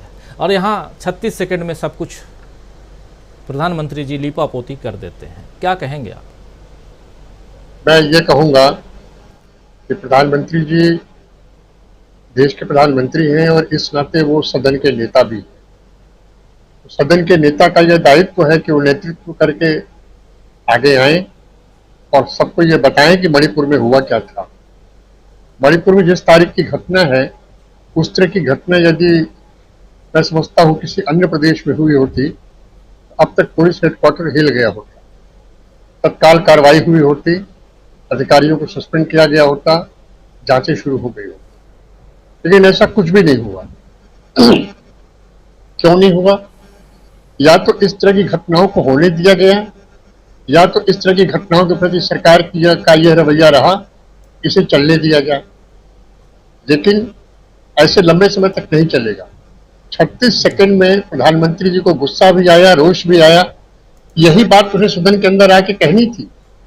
सदन के अंदर आकर ही वो सीधे कहते, सुनील शुक्ला जी ने बहुत सही कहा कि वो आके सारे राज्यों का नाम गिना जाते, सारे राज्यों में इस तरह की घटनाओं का वो उल्लेख करते, तो विपक्ष की जहां जहां सरकारें हैं उन्हें भी यह मौका मिलता कि अपने अपने राज्यों की कानून व्यवस्था की स्थिति को बताते। हो सकता है किसी के पास एनसीआरबी के आंकड़े हो, लेकिन ऐसा नहीं हुआ। ऐसा इसलिए नहीं हुआ, प्रधानमंत्री जी सीधी चर्चा से बचना चाहते हैं। वो यूएस कांग्रेस में भरे बोल के तालियां बटोर लें, वो और कहीं भी बोले, लेकिन भारतीय संसद में नहीं बोलते। वो नोटबंदी पर नहीं बोले, उस समय नोटबंदी पर बोला तो वित्त मंत्री अरुण जेटली ने बोला। वो कोरोना त्रासदी पर नहीं बोल रहे, वो अडानी के मामले में और न बोले और न विपक्ष को बोलने दिया, और जिन्होंने जो कुछ बोला उनका भाषण गायब करा दिया। उन्होंने नहीं बोला। आखिर क्या बात है कि बीरेन्द्र सिंह बोल चुके हैं कि सैकड़ों एफआईआर कायम है, सैकड़ों एफआईआर कायम है, और उन्होंने कार्रवाई क्या की? वो इस्तीफा देने जाते, उनका इस्तीफा अदना सा कोई नेता आके फाड़ के पाए। अब वो बेचारे मजबूर हैं, उनके यहाँ कागज की कमी है, दूसरा इस्तीफा लिखे कहाँ से? जी, क्या चीज भारत सरकार देख रही है? सिंह साहब जी, गृह मंत्री अकेले हैं, निश्चित रूप से गृह मंत्री अकेले नहीं होते हैं। उनके साथ इंटेलिजेंस ब्यूरो के चीफ रहते हैं, अन्य भी चीफ रहे तो उनको महत्वपूर्ण अफसर रहता है। मणिपुर पुलिस के अफसर रहे होंगे, गृह मंत्रालय के बड़े अफसर रहे होंगे, तमाम चीजें डिस्कस हुई होंगी, ये सब चीजें उनको बताई गई होंगी। तो क्या अमित शाह जी ने आकर प्रधानमंत्री जी को ब्रीफ नहीं किया? ये सब चीजें ये सब नहीं बताई। अजीब स्थिति ये लगती है। 7 साल पुराना कश्मीर का भयावह पलायन उन्हें एक फिल्म के जरिए पता लगता है, तो मणिपुर कैसे पता लग सकता है? सीधी सी बात है, ये एक तरह का गुजरात मॉडल की रेप्लिका है, दोबारा है। ये वही तरीका है, लंबे समय तक आंख मूंदे रहो ताकि जमीन पर जो कुछ हो रहा है होने दिया जाए। प्रधानमंत्री आके राजधर्म बता रहे हैं, उस राजधर्म का मखौल उड़ाओ। आप वो वीडियो देख सकते हैं जिसमें प्रधानमंत्री उन्हें राजधर्म बता रहे हैं, अटल जी, उसमें उनकी क्या भाव थी, और आज मणिपुर को कुछ बोल नहीं रहे। ये मुझे तो ये लगता है कि ये एक लॉन्ग टर्म प्लानिंग है, एक अराजकता फैलाने की। और मैं अभी इस बात से भी सहमत हूँ कि एक ऐसी स्थिति सदन में ला दीजिए कि एक एक करके विपक्षी सांसद वेल में आए, अपनी बात कहें और जरा जरा से मामले पर उन्हें यहाँ से बाहर कर दिया जाए। संजय सिंह ने क्या कहा? संजय सिंह ने जो कहा उसके लिए आप आज खैर के लिए उनको निकाल सकते थे, ये पूरे सदन के लिए ये सिर्फ इसलिए है कि जो दिल्ली का बिल है उसी बहाने पास हो, उस बहाने और भी कंट्रोवर्शियल बिल पास हो। अब यूसीसी की चर्चा नहीं होती, उनको समझ में आ गया कि यूसीसी की चर्चा करना उनके लिए घातक। लेकिन जिस तरह का नैरेटिव बनाने की कोशिश की जा रही है वो नैरेटिव बिल्कुल बनने वाला नहीं है। लोगों के दिमाग में सही, सुनील जी ने बिल्कुल सही कहा कि जिन्होंने कभी मणिपुर की तरफ देखा नहीं होगा, नाम भी नहीं सुने होंगे, आज उनके भी मोबाइल में वो वीडियो है ट्विटर ने बंद कर दिया है, लेकिन उनके मोबाइल में वीडियो है, वो देख रहे हैं, वो बात कर रहे हैं। कल आग वहां लग सकती है, आग यहाँ लग सकती है। मैं प्रशांत जी और सुनील जी आपको मैं याद दिलाना चाहूंगा, बहुत पहले एक मामला हुआ था माया त्यागी का, उसमें हम लोग नौकरी में थे और मैं उस समय मिर्जापुर में तैनात था। पूरा वेस्टर्न यूपी ढल गया था। उस माया त्यागी कांड पर भी जो था प्रधानमंत्री आके सदन में रहे थे, जबकि ये तो मणिपुर आज पिछले 2.5 महीने से जल रहा है। यूरोपियन यूनियन में बहस हो सकती है और यूएस कांग्रेस में बहस हो सकती है, ब्रिटेन में बहस हो रही है। हम उलझे हुए हैं कि हम 267 में बहस करें, 176 में बहस करें। आप 267 में बहस क्यों नहीं करना चाहते? क्योंकि उसके अलग कानूनी दांव हैं और बाकी अलग हैं। और बिल्कुल सही कहा सुनील जी ने कि एक तरफ से चीफ जस्टिस जब सोमोटो संज्ञान ले रहे हैं, तो आप क्यों नहीं संज्ञान लिए? आपने संज्ञान तभी लिया जब चीफ जस्टिस का आ गया कि आप करिए, नहीं तो हम करेंगे। ये एक नंबर का डर बैठा हुआ है और वो डर ही इनको डर सता रहा है। और आगे जो भी इलेक्शन में होगा समय बताएगा, लेकिन फिलहाल ये बैकफुट पर है और ये भय के कारण सदन को फेस नहीं करना चाहते हैं। ये डर है, मैं इनको यही समझता हूँ। क्या अमलेंदु जी आपको भी लगता है कि ये डर है, ये भय है और इसी कारण बेदम है मोदी सरकार? राजीव जी, ये भय भी है और दूसरा एक लंबी प्लानिंग भी है, दोनों चीजें हैं। फिलहाल तो भय ये है कि विपक्ष के सामने आना पड़ेगा, बातें करनी पड़ेंगी, मणिपुर पे और बहुत सी बातें निकल करके आएंगी। पता नहीं कौन सांसद क्या और चीज़ें लेके आ जाए, कौन सी नई वीडियो क्लिप्स आ जाए, कौन सी नई अखबार की कतरनें आ जाए, उन सब पे सरकार को जवाब देना पड़ेगा। और प्रधानमंत्री नरेंद्र मोदी जो जिनका सारी दुनिया में डंका बजता है, उनकी जो है वो असली चीज़ें जो है वो सामने आ सकती हैं और हो सकता है प्रधानमंत्री फिर जो है वो छाती पीटें कि अकेले सब पे भारी हैं सदन के बीच में आकर के। मणिपुर जैसे मसले पे भी वो सब पे भारी हैं और ये साफ दिख रहा है राजीव जी, जिस तरीके से भारतीय जनता पार्टी की कार्यप्रणाली सामने आ रही है, उसका चाल चेहरा सामने आ रहा है, उससे साफ मालूम पड़ रहा है कि प्रधानमंत्री इस मसले पर भी जो है वो पूरे देश के ऊपर भारी पड़ रहे हैं कुल मिलाकर के। असली बात राजीव जी मुझको लगता है कि यही, और इसीलिए जो है सरकार इस पर बात करना नहीं चाहती। दूसरा जो ये बात हो रही है कि साहब इस जो अपने ओम बिरला साहब कह रहे थे कि आप तय नहीं करेंगे कि जवाब कौन देगा, आप तय करने वाले नहीं होते। जाहिर सी बात है कि विपक्ष तय करने वाला और नहीं होता है कि जवाब कौन देगा, लेकिन विपक्ष मांग करने वाला तो होता है। वो जो मांग कर रहा है उसकी चर्चा होगी कि नहीं होगी। मसला ये नहीं है कि जवाब आके कौन देगा, कौन तय करेगा। मसला ये है कि विपक्ष जो मांग कर रहा है उस पर चर्चा होगी कि नहीं होगी, विपक्ष की मांग मानी जाएगी नहीं मानी जाएगी। इसका मतलब कि अगर लोकसभा अध्यक्ष या स्पीकर या राज्यसभा के जो सभापति महोदय हैं, अगर वो विपक्ष की मांग को ठुकरा रहे हैं, तो ये साफ संदेश जाता है कि सरकार को कहीं ना कहीं इस मसले पे पीछे हटना पड़ा, मतलब सरकार की कमजोरी जो है वो सामने आ रही है और सरकार जो है इस मसले को गंभीर नहीं मानती है, मणिपुर मसले को। इसलिए सरकार जो है जिस मसले पे विपक्ष चर्चा चाहता है, काम रोको प्रस्ताव के तहत, उस पर चर्चा करना नहीं चाहती है। दूसरा राजीव जी, यहाँ जो महत्वपूर्ण बात है आपको ये समझना होगा, ये असल में जो हो रहा है मणिपुर में, ये सब असल में कोई एक किसी घटना से प्रेरित होकर कुछ हो गया हो, कुछ ऐसा नहीं है। वो कारक एक हो सकता है, एक न्यायाधीश का एक आदेश जो है उससे ये चीज़ें उठी हों, लेकिन एक लंबी प्लानिंग का हिस्सा है। और गुजरात से मणिपुर का कनेक्शन क्या है, इसको मुझे लगता है कि बहुत आसानी से समझा जा सकता है, इसको गहराई से समझने की आवश्यकता है। दीपक जी जिस तरीके से हिंदू मंदिरों की बात बता रहे थे, असल में एक लंबे प्रोजेक्ट का हिस्सा है कि किस तरीके से हिंदू जो मंदिर हैं उनके ऊपर आरएसएस अपना कब्जा कर ले। और जिस तरीके से जो इस समय प्लान चल रहे हैं कि साहब काशी में भी जो है कॉरिडोर बन गया, महाकाल में भी कॉरिडोर बन गया, सब जगह टिकट लग गए, तो सब जगह कॉरिडोर बनते जाएंगे और सारे मंदिर जो है फिर ये किन्हीं बड़े पूंजीपतियों को या आरएसएस के लोगों को सब ये सौंप दिए जाएंगे और हिंदू धर्म पे तरीके से पूरा कब्जा जो है मंदिरों पे वो आरएसएस का हो जाएगा। अब जो महत्वपूर्ण चीज़ है वो देखने की ये कि जो मैं बार बार कहता रहता हूँ कि इनकी पूरी कार्यप्रणाली हिंदू धर्म के खिलाफ है, इस तरीके से है कि गुजरात जो है राजीव जी, वो भी वैष्णव संप्रदाय का एक बड़ा घर समझा जाता था। मणिपुर जो है वो भी वैष्णव संप्रदाय का घर है। गुजरात के मणिपुर के जो वैष्णव संप्रदाय उसमें अंतर ये है कि जो मणिपुर का वैष्णव संप्रदाय है वो चैतन्य महाप्रभु से प्रभावित है। वहाँ राधा और कृष्ण की दोनों की पूजा होती है, अकेले श्री कृष्ण की पूजा वहाँ नहीं होती है।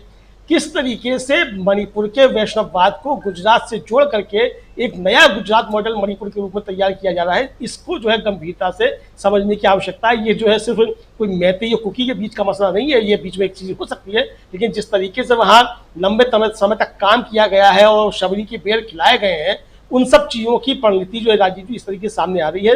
निश्चित तौर पर सरकार इससे बच रही है और बचना चाहती है सदन के अंदर आकर के जवाब देने से। उसके पीछे कारण यही है कि उसकी बहुत सी चालें जो हैं वो जनता के सामने ना आने पाए। जी राजीव जी जी, क्या गुजरात से जोड़कर देखा जाए मणिपुर को, प्रोफेसर अखिल स्वामी जी? नहीं, ये तो बिल्कुल सही बात है और ये सर्वमान्य है और सब लोग इसको मानते हैं कि बिल्कुल गुजरात की पुनरावृत्ति है मणिपुर।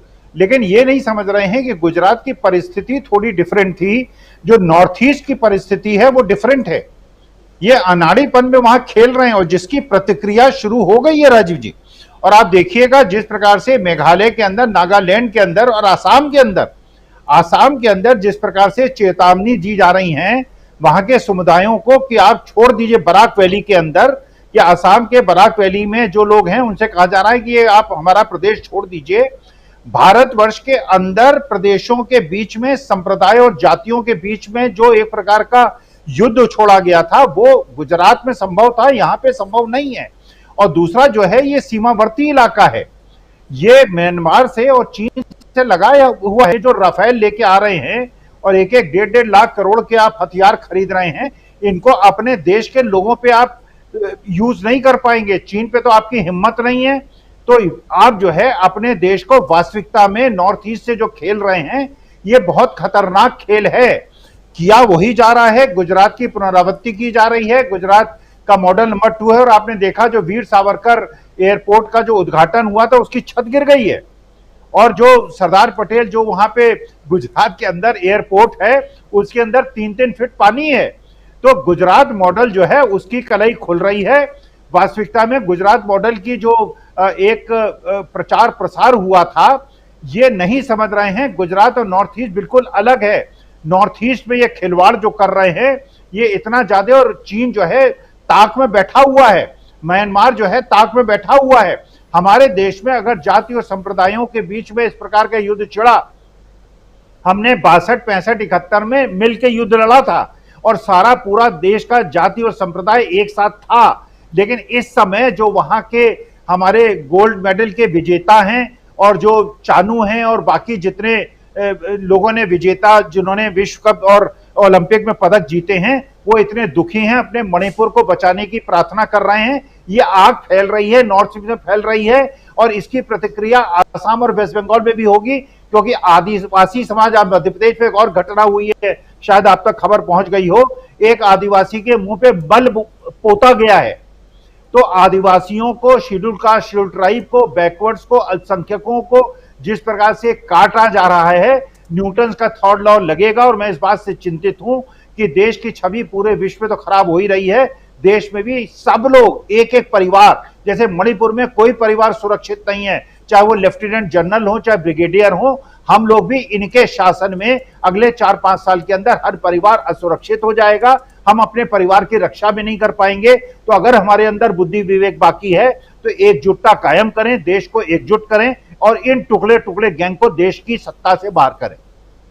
जी, कुछ करें ना करें लेकिन लोकतंत्र को बचाने की कोशिश तो जरूर करें, संविधान की रक्षा करें और इसको करेंगे तो जो आप कह रहे हैं स्वामी जी वो भी होगा। आना चाहता हूं प्रशांत टंडन जी आपके पास। प्रशांत जी, मणिपुर क्या 2024 के लिए एक प्रयोगशाला की तरह अब देखा जाए? देखिए, मणिपुर में जो भी हो रहा है वो बड़ी योजनाबद्ध तरीके से होता हुआ दिख रहा है, लेकिन जरा 2-3 चीजें हम लोग बहुत ही गंभीरता से इसको देखें। एक कि प्रधानमंत्री के संसद के बाहर खड़े होकर मणिपुर के साथ राजस्थान और छत्तीसगढ़ का नाम लेने से जो वास्तविक अपराधी हैं मणिपुर में, जिन्होंने इन महिलाओं के साथ अब इतना ऐसा व्यवहार किया या जिन लोगों ने लोगों को मारा है और घर जलाए हैं, उन्होंने क्या संदेश लिया होगा? उन्होंने संदेश ये लिया कि प्रधानमंत्री जो है वो हमारे खिलाफ सीधे नहीं बोल रहे हैं, वो राजस्थान और छत्तीसगढ़ के साथ मिला के बोल रहे हैं। आप देखिए ना कि अपराधियों का हौसला कैसे बढ़ता है। तो प्रधानमंत्री का बहुत सीधा बयान ना आने का बहुत ही खतरनाक इम्प्लीकेशंस हैं, क्योंकि जो लोग इस हिंसा में शामिल हैं वो देश की आंतरिक सुरक्षा के लिए खतरा है। केवल महिलाओं के खिलाफ अपराध की बात नहीं है, ये आंतरिक सुरक्षा के लिए खतरा है। इन लोगों ने सेना से अपने लोगों को छुड़ाया है, हथियार छीने हैं। ऐसे लोगों को क्या संदेश जाता है जब प्रधानमंत्री सीधे सीधे बात नहीं करता? जाहिर सी बात है कि ऑर्गेनाइज्ड गैंग्स हैं, वो मीडिया को वॉच करते हैं, उनके यहाँ डिस्कशन होता होगा। दूसरी बात कि प्रधानमंत्री, देखिए, देश को एक बहादुर प्रधानमंत्री की आवश्यकता है। लाल बहादुर शास्त्री देखने में बड़ा कमजोर थे, दुबले पतले थे, लेकिन उन्होंने कहा था कि शाम की चाय हम लाहौर में पिएंगे जब पाकिस्तान ने हमला किया था। और हमारी सेनाओं ने उस प्रधानमंत्री को, उस बयान को जो है वो सच करके दिखा दिया था, छक्के छुड़ा दिए थे पाकिस्तानी फौज के। तो बहादुर प्रधानमंत्री चाहिए जिसका नैतिक आधार, नैतिक बल बहुत मजबूत हो। अब एक प्रधानमंत्री, आप देखिए कि जो व्यक्ति, एक युवा पत्रकार व्हाइट हाउस में सवाल पूछ लिया, उससे घबरा गए। जर्मनी जाते हैं तो जर्मनी के संपादकों को बयान देना पड़ता है कि प्रधानमंत्री की तरफ से रिक्वेस्ट आई है कि प्रेस कॉन्फ्रेंस में सवाल ना पूछे जाएं। अमेरिका के व्हाइट हाउस में जाते हैं तो ये रिक्वेस्ट करते हैं कि सवाल ना पूछे जाए हमसे, और अगर सवाल पूछ भी लिया तो आप उस महिला पत्रकार को इतना ट्रोल करते हैं कि दुनिया भर के पत्रकार संस्थानों को और व्हाइट हाउस की प्रेस सेक्रेटरी को बयान देना पड़ता है। तो मेरा मतलब निवेदन मोदी जी से ये कि थोड़ा हिम्मत जुटाइए। संसद में इसी वजह से नहीं आ रहे हैं, जिस वजह से प्रेस कॉन्फ्रेंस नहीं करते हैं उस वजह से संसद में नहीं आ रहे। वाजपेयी जी थे संसद में, तमाम और नेता थे जिनको हम लोगों ने देखा है, वो बहादुरी से संसद का सामना करते थे।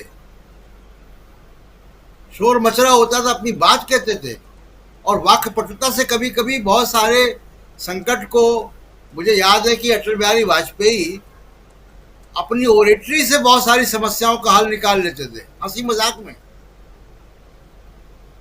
तो उसके लिए लेकिन बड़ा नैतिक बल चाहिए। संसद में खड़े होकर लोकतंत्र का मंदिर जिसको आप ये कह रहे थे, उस लोकतंत्र के मंदिर की इज्जत कीजिए ना। आप ये अफवाह फैला रहे हैं और उसमें पीठासीन अधिकारियों की तरफ से भी एक कंफ्यूजन वाला संदेश जा रहा है कि विपक्ष नहीं चाहता है। विपक्ष क्यों नहीं चाह रहा है बहस? विपक्ष चाह रहा है बहस। जो बात आप लोग बार बार कह रहे हैं कि विपक्ष चाह रहा है कि लंबी बहस हो, ये चाह रहे 2.5 घंटे की बहस हो। 2.5 घंटे की बहस, कोई एक छोटी घटना हो उसमें संसद बहस कर सकती, जहां पे कोई तुरंत निष्कर्ष पे पहुंचा जा सके। मान लीजिए कि किसानों को एमएसपी देने का मामला हो, आप 2.5 घंटे की बहस करके एक निष्कर्ष पहुंच के एक प्रस्ताव पारित कर दीजिए। लेकिन एक राज्य जिसमें कि एक इतनी बड़ी समस्या और इतनी कॉम्प्लेक्स समस्या, और उसमें सारे राजनीतिक दलों को की भागीदारी, अभी जो आपने 38 पार्टियों का एक गठबंधन बनाया है, जैसा भी, उसमें भी नॉर्थ ईस्ट की तमाम पार्टियां हैं, उसमें कुकी पार्टी भी है। तो प्रधानमंत्री को एक तो हिम्मत जुटानी चाहिए, दूसरा कि एक बड़ी अजीब सी साजिश इस देश में लोकतंत्र और लोकतांत्रिक संस्थाओं के खिलाफ चल रही है।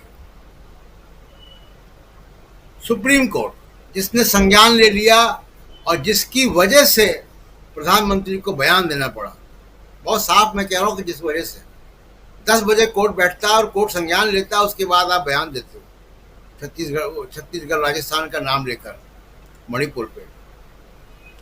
सुप्रीम कोर्ट जब भी कुछ करता है, इस पे स्टडीज आ रही हैं तमाम यूनिवर्सिटीज की, राजीव जी, सुप्रीम कोर्ट जब भी कोई फैसला करता है, सुप्रीम कोर्ट और चंद्रचूड़ साहब को, चीफ जस्टिस ऑफ इंडिया को ट्रोल कराया जाता है। 1 लाख से ऊपर ट्वीट हैं बीजेपी से जुड़े हुए हैंडल्स के,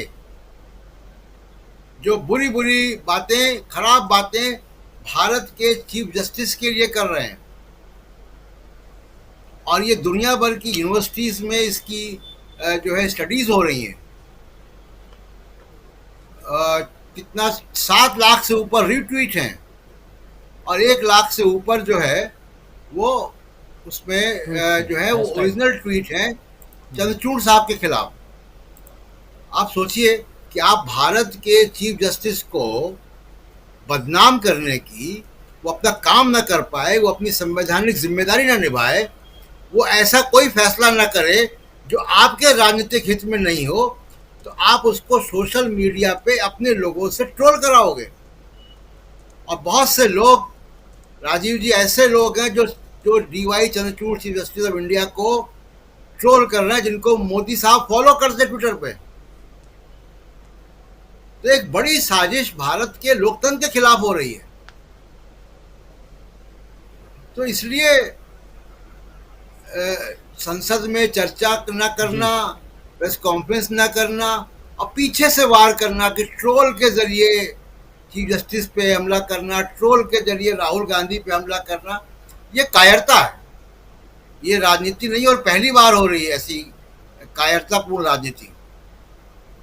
जी जी प्रशांत जी, और हो, लेकिन ये रहा है प्रशांत जी, आप बात तो सही कह रहे हैं, लेकिन हो यही रहा है कि धीरे धीरे पिछले 9-10 साल में हम लोग देख रहे हैं कि जो नैरेटिव सेट करने की कोशिश पीछे से, चाहे ट्रोल आर्मी के ज़रिए, चाहे 2 रुपये के ट्रोलर्स के ज़रिए, चाहे और भी जो भी है उनके ज़रिए जो नैरेटिव सेट करने की कोशिश हो रही है, उसमें ये अभी तक सफल होते आए हैं।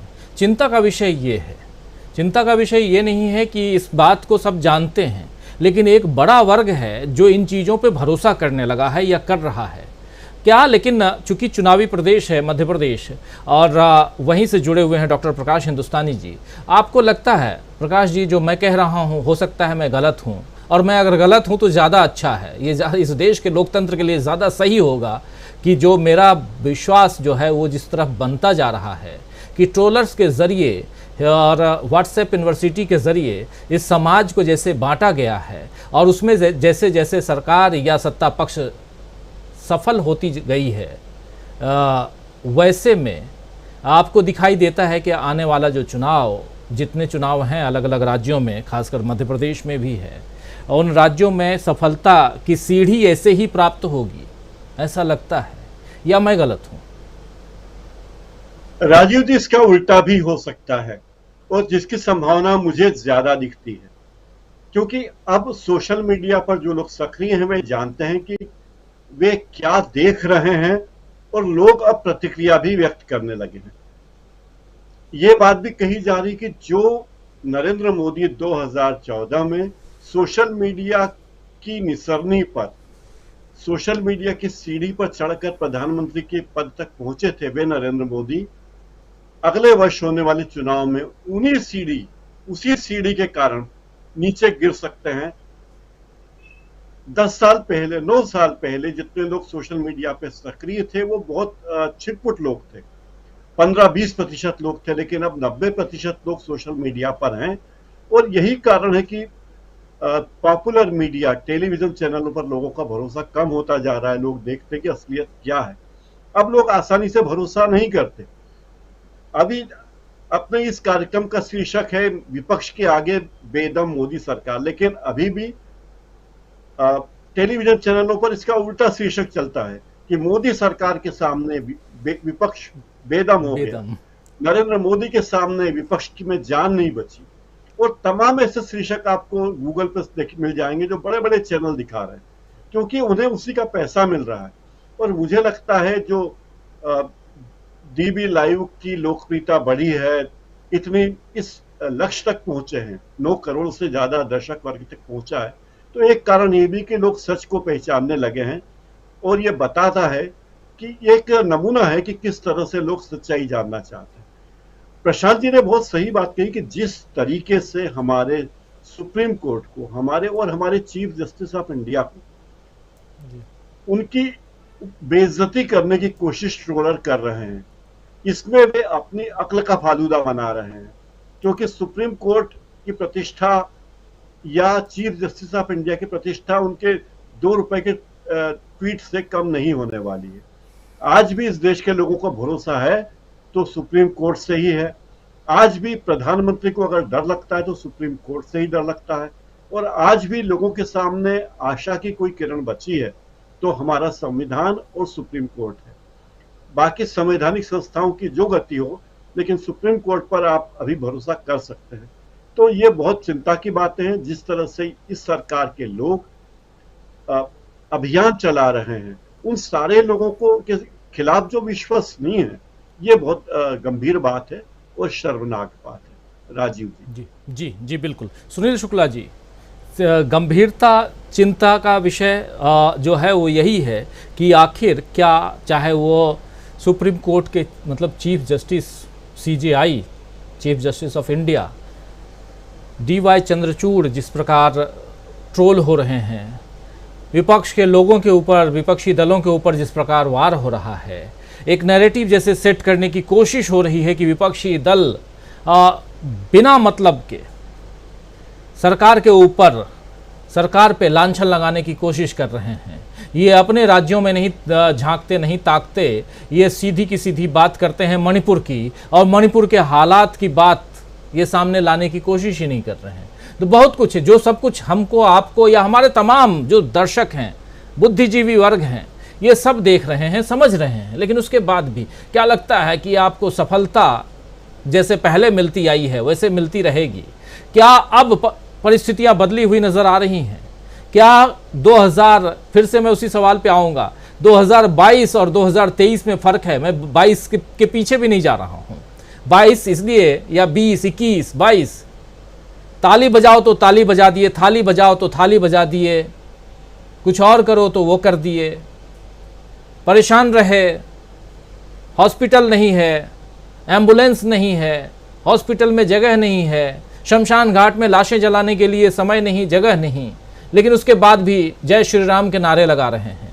क्या ऐसे ही देश चलेगा? क्या इसी राह पे कांवड़ को लेकर के मस्त हम जाते हैं, 1 सप्ताह तक मस्त रहते हैं और सब कुछ मिल जाता है, भक्ति भाव में लीन हो जाते हैं? सावन का महीना चल रहा है, अभी तो भले मास है, 2-2 बार का सावन है, भक्ति भाव में लीन रहते हैं और उसके बाद साल भर मस्त रहते हैं, सोए रहते हैं। अगले साल फिर देखेंगे, नौकरी मिले ना मिले, टमाटर अगर नहीं खरीद पा रहे हैं तो घर बेच के खरीद लेंगे, नहीं तो नहीं खाएंगे, कंपलसरी थोड़ी है, वोट देंगे जा करके।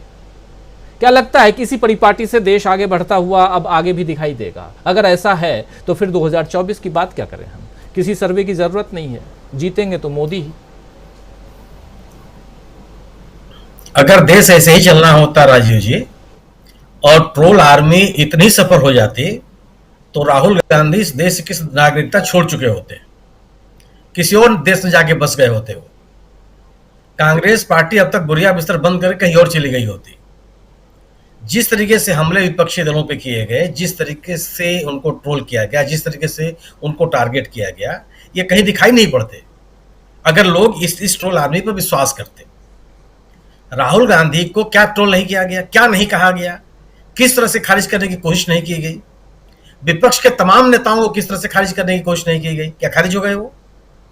क्या राहुल गांधी ने जब अपनी भारत जोड़ो यात्रा निकाली तो लोग उनके ऊपर पत्थर फेंक रहे थे कि ये तो वही आदमी है जिसके बारे में ये बातें कही जा रही थी?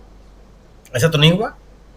लोग विपरीत मौसम में भी निकल करके अपने उम्र और अपने स्वास्थ्य की चिंता किए बगैर राहुल गांधी के साथ लोग कई किलोमीटर पैदल चले।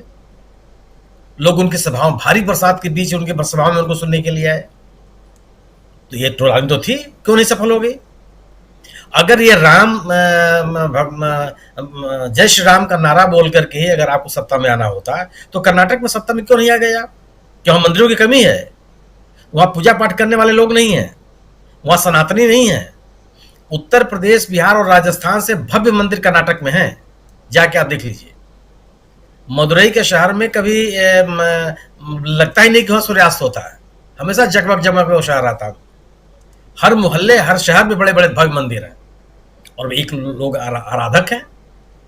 मैं इलाहाबाद विश्वविद्यालय का विद्यार्थी रहा हूं। मैं देखता हूं कि साउथ से आने वाले लोग कितनी बड़ी तादाद वहां आती है प्रयागराज में संगम में स्नान करने के लिए और कुंभ और माघ मेले में पूजा पाठ करने के लिए।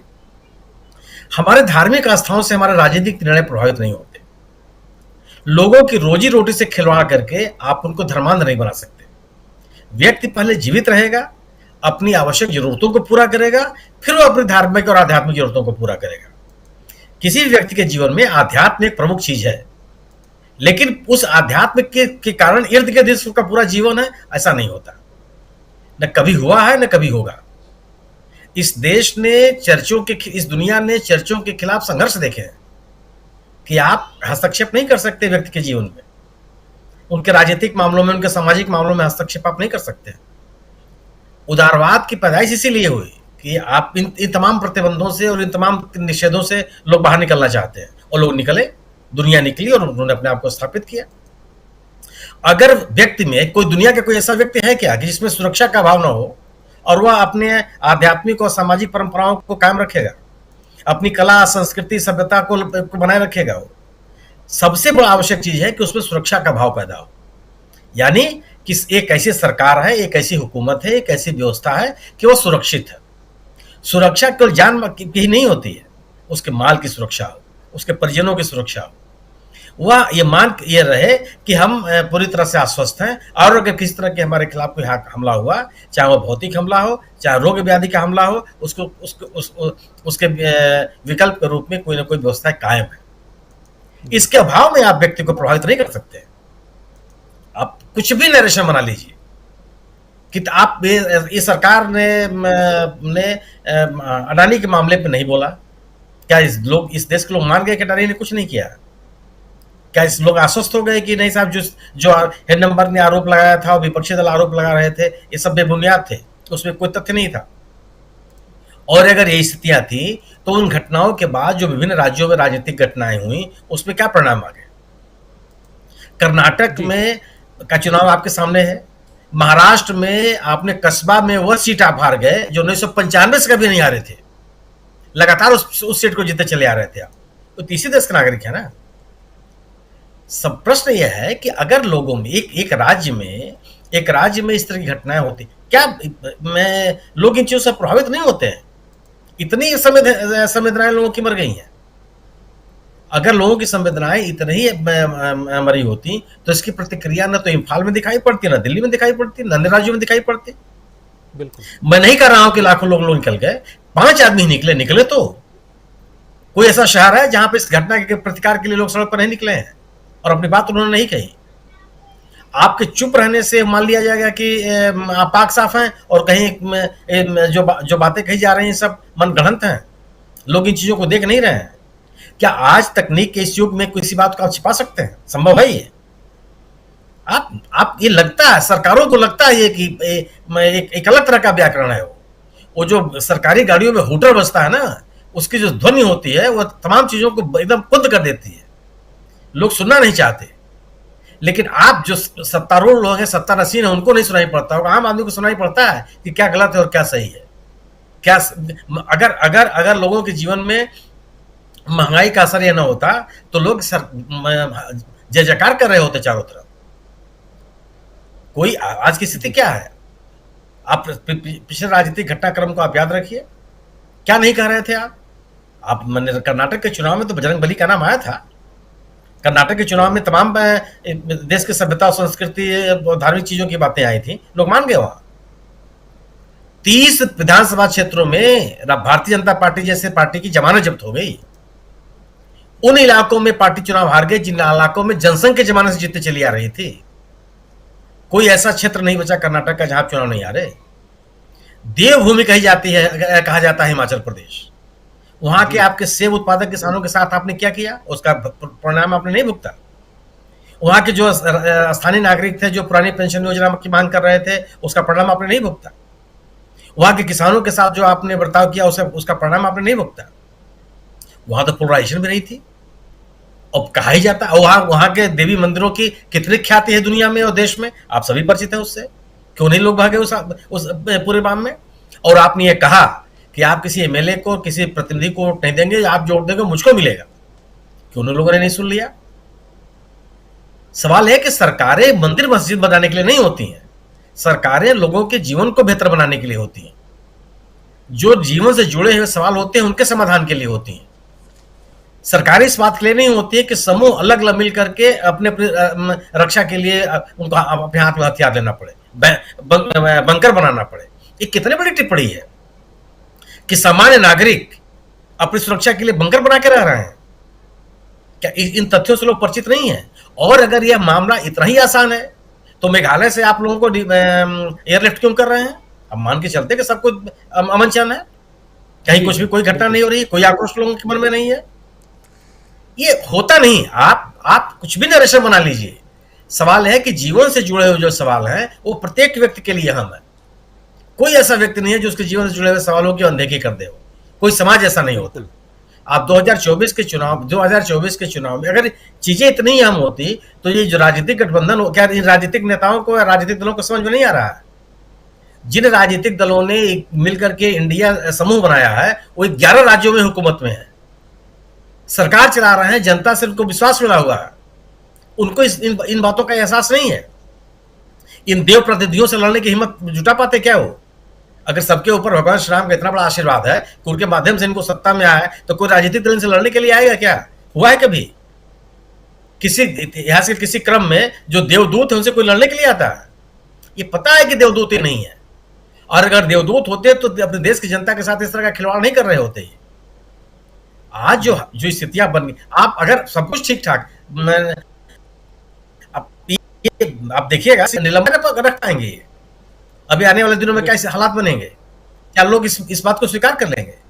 संसद में संसद सदस्य नहीं रहेगा तो कौन रहेगा? विपक्ष का नेता सवाल नहीं पूछेगा, विपक्ष से तो कौन सवाल पूछेगा? विपक्ष के द्वारा उठाए गए सवालों का सरकार जवाब नहीं देगी तो किसका जवाब देगी? आप विषयांतर नहीं कर सकते हैं। विषयांतर उन्हीं को कर सकते हैं जो विषय कृत्रिम रूप से उठाया गया है। अगर कोई व्यक्ति आपसे रबी के फसल के मौसम में आपसे पूछेगा कि जायद की खेती क्यों नहीं हो रही है, तो आप इसको बिल्कुल विषयांतर कर देंगे, क्योंकि विषयांतर का विषय है वो। लेकिन बाढ़ के जमाने में कोई पूछेगा कि बाढ़ से कितने इलाके प्रभावित हैं, और आप कहेंगे साहब ये तो सूखे की बात कर रहे हैं, तो लोग इसको सुनने के लिए तैयार नहीं है। लोग देख रहे हैं ये किस तरीके से पूरे पश्चिम पूर्वोत्तर राज्यों में तबाही मची हुई है और सरकार हाथ में हाथ धरे बैठे हुए हैं। कितना बड़ा खिलवाड़ कर रहे हैं आप। जो लोग नॉर्थ ईस्ट गए हैं, नॉर्थ ईस्ट के नागरिक हिंदू, मुसलमान और क्रिश्चियन के नजरिए से नहीं देखे जाते। वो आदिवासी माने जाते हैं, वो कुकी माने जाते हैं, वो मैती माने जाते हैं, वो निशी माने जाते हैं, वो नागा माने जाते हैं, वो मेघालय के लोग माने जाते हैं। कोई इस नजरिए से नहीं देखता। और आप जो सवाल पैदा कर रहे हैं उसको राज्य स्वीकार नहीं करेंगे। और जो महिला, आप जिस समय उन नॉर्थ ईस्ट में और इस मेघालय में उग्रवादी संगठन काम कर रहे थे, तब भी महिलाओं के साथ इस तरह के अत्याचार नहीं हुए। आप याद कीजिए 2004 में मनोरमा के साथ एक हत्या हुई थी, केंद्रीय अर्धसैनिक बलों ने किया था। पूरा का पूरा राज्य सड़क पर उतरा है। करेंगे सुनील जी, समय कम है इसलिए थोड़ा माफी चाहूंगा और क्लोजिंग कमेंट के लिए आना चाहता हूं विजय शुक्ला जी के पास, विजय शंकर सिंह जी के पास में। और सुनील जी, आप जो बात रख रहे हैं और जो सवाल मैं लेके आया था, एक उम्मीद जगाती हैं आपकी बातें। उम्मीद इस हिसाब से कि कुछ भी अभी ख़त्म नहीं हुआ है और जो कुछ चल रहा है, जो कुछ हो रहा है, उसमें आशा की किरण है, उम्मीद की किरण है। और इसलिए कई बार ऐसे सवाल भी आते हैं, निराशाजनक सवाल, और उन सवालों को भी आप सबके सामने रखना पड़ता है। इसलिए मैं रख रहा था और ये आपके ज़रिए समझने की कोशिश कर रहा था कि क्या सब कुछ खत्म हो चुका है? क्या विपक्ष की भूमिका तक खत्म हो चुकी है? क्या विपक्ष अपनी आवाज़ ऐसे ही उठाता रहेगा और विपक्ष की आवाज़ को ऐसे ही दबाया जाता रहेगा, या यहाँ से कुछ और निकल के आता है? विपक्षी दलों का 26 दलों का गठबंधन है और उस गठबंधन का नाम है इंडिया, और दूसरी तरफ एनडीए है और एनडीए में 38 दल हैं। 38 में से कई ऐसे दल हैं जिन्होंने न आज तक विधानसभा के चुनाव लड़े, न आज तक लोकसभा के चुनाव लड़े। ऐसे दल भी हैं। एक अकेला सब पर भारी वाले प्रधानमंत्री नरेंद्र मोदी को 38 दलों की आखिर आज जरूरत क्यों पड़ रही है, इस सवाल का जवाब अगर आप ढूंढने जाएंगे तो फिर इससे पहले जो मैं सवाल कर रहा था, जिस सवाल के साथ सुनील शुक्ला जी के पास आया था, उसका जवाब आपको मिल जाएगा। यानी निराशा नहीं है, आशा है। और आशा इसलिए भी है क्योंकि इस देश का संविधान बहुत मजबूत है, लोकतंत्र बहुत मजबूत है। इसलिए भी आना चाहता हूं विजय शंकर सिंह जी आपके पास और क्लोजिंग कमेंट सीधा समझना चाहता हूं कि क्या यहां से हम ये देख रहे हैं कि मोदी सरकार बेदम है? जी, मैं सुनील शुक्ला जी की बात से पूरी तरह सहमत हूं। जिस तरह का नैरेटिव बनाने का प्रयास किया जा रहा है, जिस तरह से सीबीआई को ट्रोल किया जा रहा है, और ट्रोल करने वालों में बहुत से लोगों को प्रधानमंत्री जी फॉलो भी करते हैं, यह इस बात का सूचक है कि वे हताश हैं। यह इस बात का सूचक है कि वो निराश हैं। इस बात का ये सूचक है कि वो अभी भी यही सोच रहे हैं कि ट्रोल आर्मी के द्वारा वो किसी का मंसूबा ध्वस्त कर देंगे। मेरा ये कहना है साफ तौर पे, लोहिया जी ने जो कहा था, बड़ी साफ बात कही थी कि जब संसद मौन हो जाती है तो सड़क आवारा हो जाती है। आवारा से मेरा मतलब सड़क अपनी अभिव्यक्त करने लगती है। और जिस दिन से राहुल गांधी की भारत जोड़ो यात्रा शुरू हुई है और जैसे जैसे यात्रा बढ़ती गई है, उसके बाद भी आप देखें तो पूरी तरह से राजनीति में, समाज में और भारतीय जनता पार्टी के मनोबल में असर पड़ना शुरू हुआ है। रही सही कसर पटना के बाद बेंगलुरु की बैठक ने तय कर दी, इंडिया नाम ने तय कर दी। अभी मणिपुर पर आऊँ तो एक वीडियो करण थापर के इंटरव्यू का एक अंश है, अक्सर सामने से गुजर जाता है। उसमें बैतूल का एक नेता कहता है कि हम 15 किलोमीटर के अंदर पूरी कुकी आबादी को खत्म कर देंगे। आखिर इस वीडियो को देखने के बाद, जाहिर है इस वीडियो को जब हमने देखा है और आपने देखा है, तो इस वीडियो को इंटेलिजेंस ब्यूरो और लोगों ने भी देखा होगा और सरकार तक भी गया होगा। क्या उस आदमी के खिलाफ कार्रवाई हुई? ये निश्चित रूप से ये गुजरात मॉडल का एक प्लान है, लेकिन गुजरात में जहाँ हुआ, ये सफल हुआ, वो अलग बात है। लेकिन मणिपुर नॉर्थ ईस्ट में ये सफल नहीं हो सकता। कुछ दिन मणिपुर की तरफ रहने, नॉर्थ ईस्ट में रहने का हमें मौसम मिला है, वहाँ की परिस्थितियाँ बिल्कुल अलग हैं। तो मैं समझता हूँ वो बिल्कुल निराश हैं, हताश हैं, और इसी निराशा और हताशा के कारण वो सदन में नहीं आ पा रहे हैं, वो फेस नहीं कर पा रहे हैं। वो राहुल गांधी को नहीं फेस कर पाए। एक सिंपल सीधा सवाल कि आपका अडानी से रिश्ता क्या है, इसका जवाब नहीं दे पाए। और जब उनकी सदस्यता बर्खास्त करा लिए तो सीने पर ठोकते हुए कहते हैं कि एक अकेला सब पर भारी। ये भारी नहीं, अब ये भारी बीजेपी के लिए भारी बन चुके हैं। तो मैं समझता हूँ ये उनकी हताशा है और निराशा है, और निश्चित रूप से वो उन्हें आगे की चिंता सता रही है। जी बिल्कुल बिल्कुल, आप सही कह रहे हैं। बहुत इम्पोर्टेंट बात यहाँ, और ख़ासकर जब सड़कें आवारा हो जाती हैं, सड़कें मौन होती हैं, तो संसद आवारा हो जाती है। खैर, इस चर्चा को समाप्त करने की इजाज़त चाहता हूँ, और बहुत कुछ है जो इस पर चर्चा अभी आगे भी हम करेंगे। और देश के लोकतंत्र और लोकतंत्र के इर्द गिर्द तमाम जो हमारी संस्थाएं हैं, उन सब में जो कुछ हो रहा है वो हम आप तक पहुंचाते हैं। ये सप्ताह का पहला दिन है और इस सप्ताह बहुत कुछ होना बाकी है भी। संसद के अंदर जो कुछ हो रहा है वो हम आप तक पहुंचा ही रहे हैं, लेकिन संसद के बाहर भी जो कुछ हो रहा है वो भी आप तक पहुंचा रहे हैं। और सबसे बड़ी चीज़ कि आप लोगों के कारण हम नंबर 1 पे बने हुए हैं, और लगातार पिछले 4 महीनों से, और ये 4 महीने नहीं, कई साल तक हम बने रहें, ये उम्मीद आप लोगों के ज़रिए ही हम लगा के भी बैठे हैं। क्योंकि आप ज़्यादा से ज़्यादा हम तक पहुँचेंगे या हमें आप ज़्यादा से ज़्यादा लोगों तक पहुँचाएंगे, आपका भरोसा बना रहेगा, तो हम आगे बढ़ते रहेंगे। और आपके लिए, इस देश के लिए, इस लोकतंत्र के लिए हम हमेशा खड़े रहेंगे, खड़े हैं, खड़े रहेंगे। बहुत बहुत शुक्रिया अदा करना चाहता हूँ विजय शंकर सिंह जी आपका, सुनील शुक्ला जी, प्रोफेसर अखिल स्वामी जी, डॉक्टर प्रकाश हिंदुस्तानी जी, प्रशांत टंडन जी, डॉक्टर दीपक पाचपोर जी और अमलेंदु उपाध्याय जी, आप लोगों को चर्चा में आप लोगों ने भाग लिया, उसके लिए बहुत शुक्रिया, बहुत धन्यवाद। और हमारे तमाम साथी जो बने हुए हैं इस चर्चा में, शानदार कमेंट आप लोग लिखते हैं, बहुत सारी जानकारी आप लोग देते हैं, और कुछ नोक झोंक भी होती हैं, कुछ बहके हुए साथी भी हमारे साथ साथ इस कार्यक्रम को देखते हैं, भटके हुए, बहके हुए ना कहूँ, भटके हुए साथी भी हैं जो देखते हैं। संविधान के रक्षक, कितना बढ़िया हैंडल है, लेकिन कई बार भटक जाते हैं। छगन भाई हमारे हैं, वो कितने अच्छे हैं, लेकिन फिर भी क्या कहें, थोड़ा सा भटकाव आ जाता है। और हम यहाँ किसी को भड़काने के लिए नहीं बैठे हैं, भड़काना या भटकाना उसके लिए नहीं बैठे हैं। हम यहाँ बैठे हैं जो सच है वो आप तक पहुँचाने के लिए। दो आईने के दो पहलू हैं, एक साइड से आपका चेहरा, आपकी सच्चाई नज़र आती है, और दूसरे साइड आपको कुछ नहीं दिखाई देता है। तो किस साइड आप देखना चाहते हैं, किस साइड रहना चाहते हैं, वो आपके ऊपर है। बहुत सारे साथी जो अपनी बात लिख रहे हैं, ACCS लिमिटेड का कहना है मोदी तो हारी हुई जंग लड़ रहे हैं, एक चोट और खेल खत्म। विजय श्रीवास्तव जी हैं, all the rules made for the parliament have been struggling for their justification and existence for 9 years.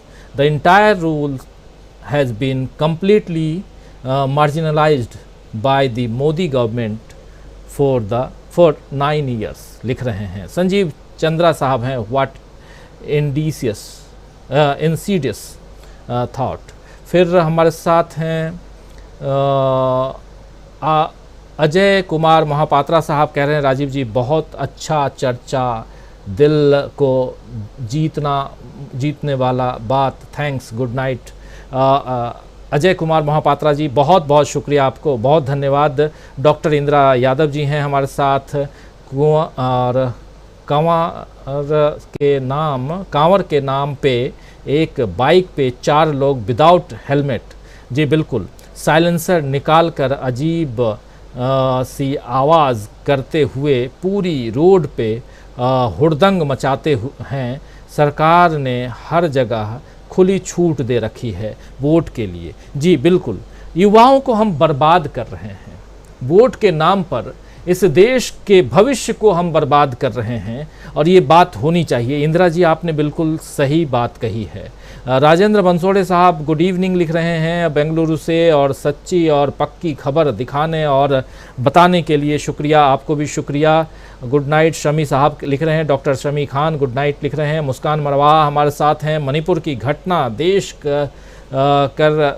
की बीजेपी सरकार देखकर देश की बीजेपी सरकार पर शर्म आ रही है, बीजेपी हटाओ देश बचाओ लिख रहे हैं। और तारकनाथ हाजरा साहब का कहना है लॉन्ग लाइव, और फिर long live dB live debate for factual news लिख रहे हैं। अजय कुमार जी हैं हमारे साथ में, कैलाश नाथ दुबे हैं, आई सपोर्ट श्री राहुल गांधी लिख रहे हैं। और ऐसे ही माई अकाउंट का कहना है कि 2002 Manipur 2023 both the time BJP was a state as well as in at the centre, और डबल इंजन की सरकार है भाई, क्या करेंगे। और ऐसे ही खुर्शीद साहब हैं, ऐसे हमारे साथ डॉक्टर शमी खान साहब हैं, सीताराम गहानोलिया हमारे साथ हैं। मोदी का क्या करें राजीव जी लिख रहे हैं। और JR मिश्रा साहब हैं, कह रहे हैं कि मोदी जी ने जिस दिन प्रधानमंत्री पद की शपथ ली थी उसी दिन ही मैंने निम्न पंक्तियां लिख दी थीं। तख्त नशी कर दिया उसे मुल्क की रहबरी के लिए, तख्त नशी कर दिया उसे मुल्क की रहबरी के लिए, मगर मुझे कभी यकीन था उसकी क़ियादत पर। वाह, बहुत खूब, क़ियादत मतलब नेतृत्व पर, ये कह रहे हैं मिश्रा साहब। बहुत शानदार JR मिश्रा साहब, शानदार शेर के लिए। संजय सरावगी साहब हैं, Parliament is logjam not working, Manipur's violence is discussed into Parliament of EU, UK, USA. Why it is not discussed into Parliament under Rule 267? Why PM has not make any statement in censure? बिल्कुल सवाल वाजिब है। और सतीश पाटिल साहब लिख रहे हैं कि PM is exposed now, the direction has changed, बहुत दिन तक झूठ नहीं चलेगा, गुड नाइट लिख रहे हैं, बिल्कुल सही लिख रहे हैं आप। और सलीम हुसैन साहब हैं, DB लाइव के सभी पैनलिस्ट को गुड नाइट। स्मोकी ब्लॉग्स हैं, खुर्शीद अली ASK हैं, आपका बहुत बढ़िया शुक्रिया। जो आपने ऐसी चर्चा रखी। बहुत शुक्रिया आपको। गिरजा प्रसाद सिंह जी कह रहे हैं जिन अंध भक्तों को डीबी लाइव से परेशानी हो रही है उनसे विनती है कि वो अपना समय डीबी लाइव के साथ बर्बाद न करें। और मुकेश सिंह जी हैं, कह रहे हैं कि अभी आप जैसा अभी कोई परिचर्चा नहीं होता है। Good night. बहुत शुक्रिया मुकेश सिंह जी, आपको इस चर्चा, हमारी चर्चा, परिचर्चा पसंद आती है, इसके लिए बहुत बहुत शुक्रिया। बस एक विनती आप लोगों से है कि चर्चा पसंद आए तो ज़्यादा से ज़्यादा लोगों के बीच हमारे इस चैनल के इस लिंक को शेयर कीजिए, ये आप लोगों से विनती है।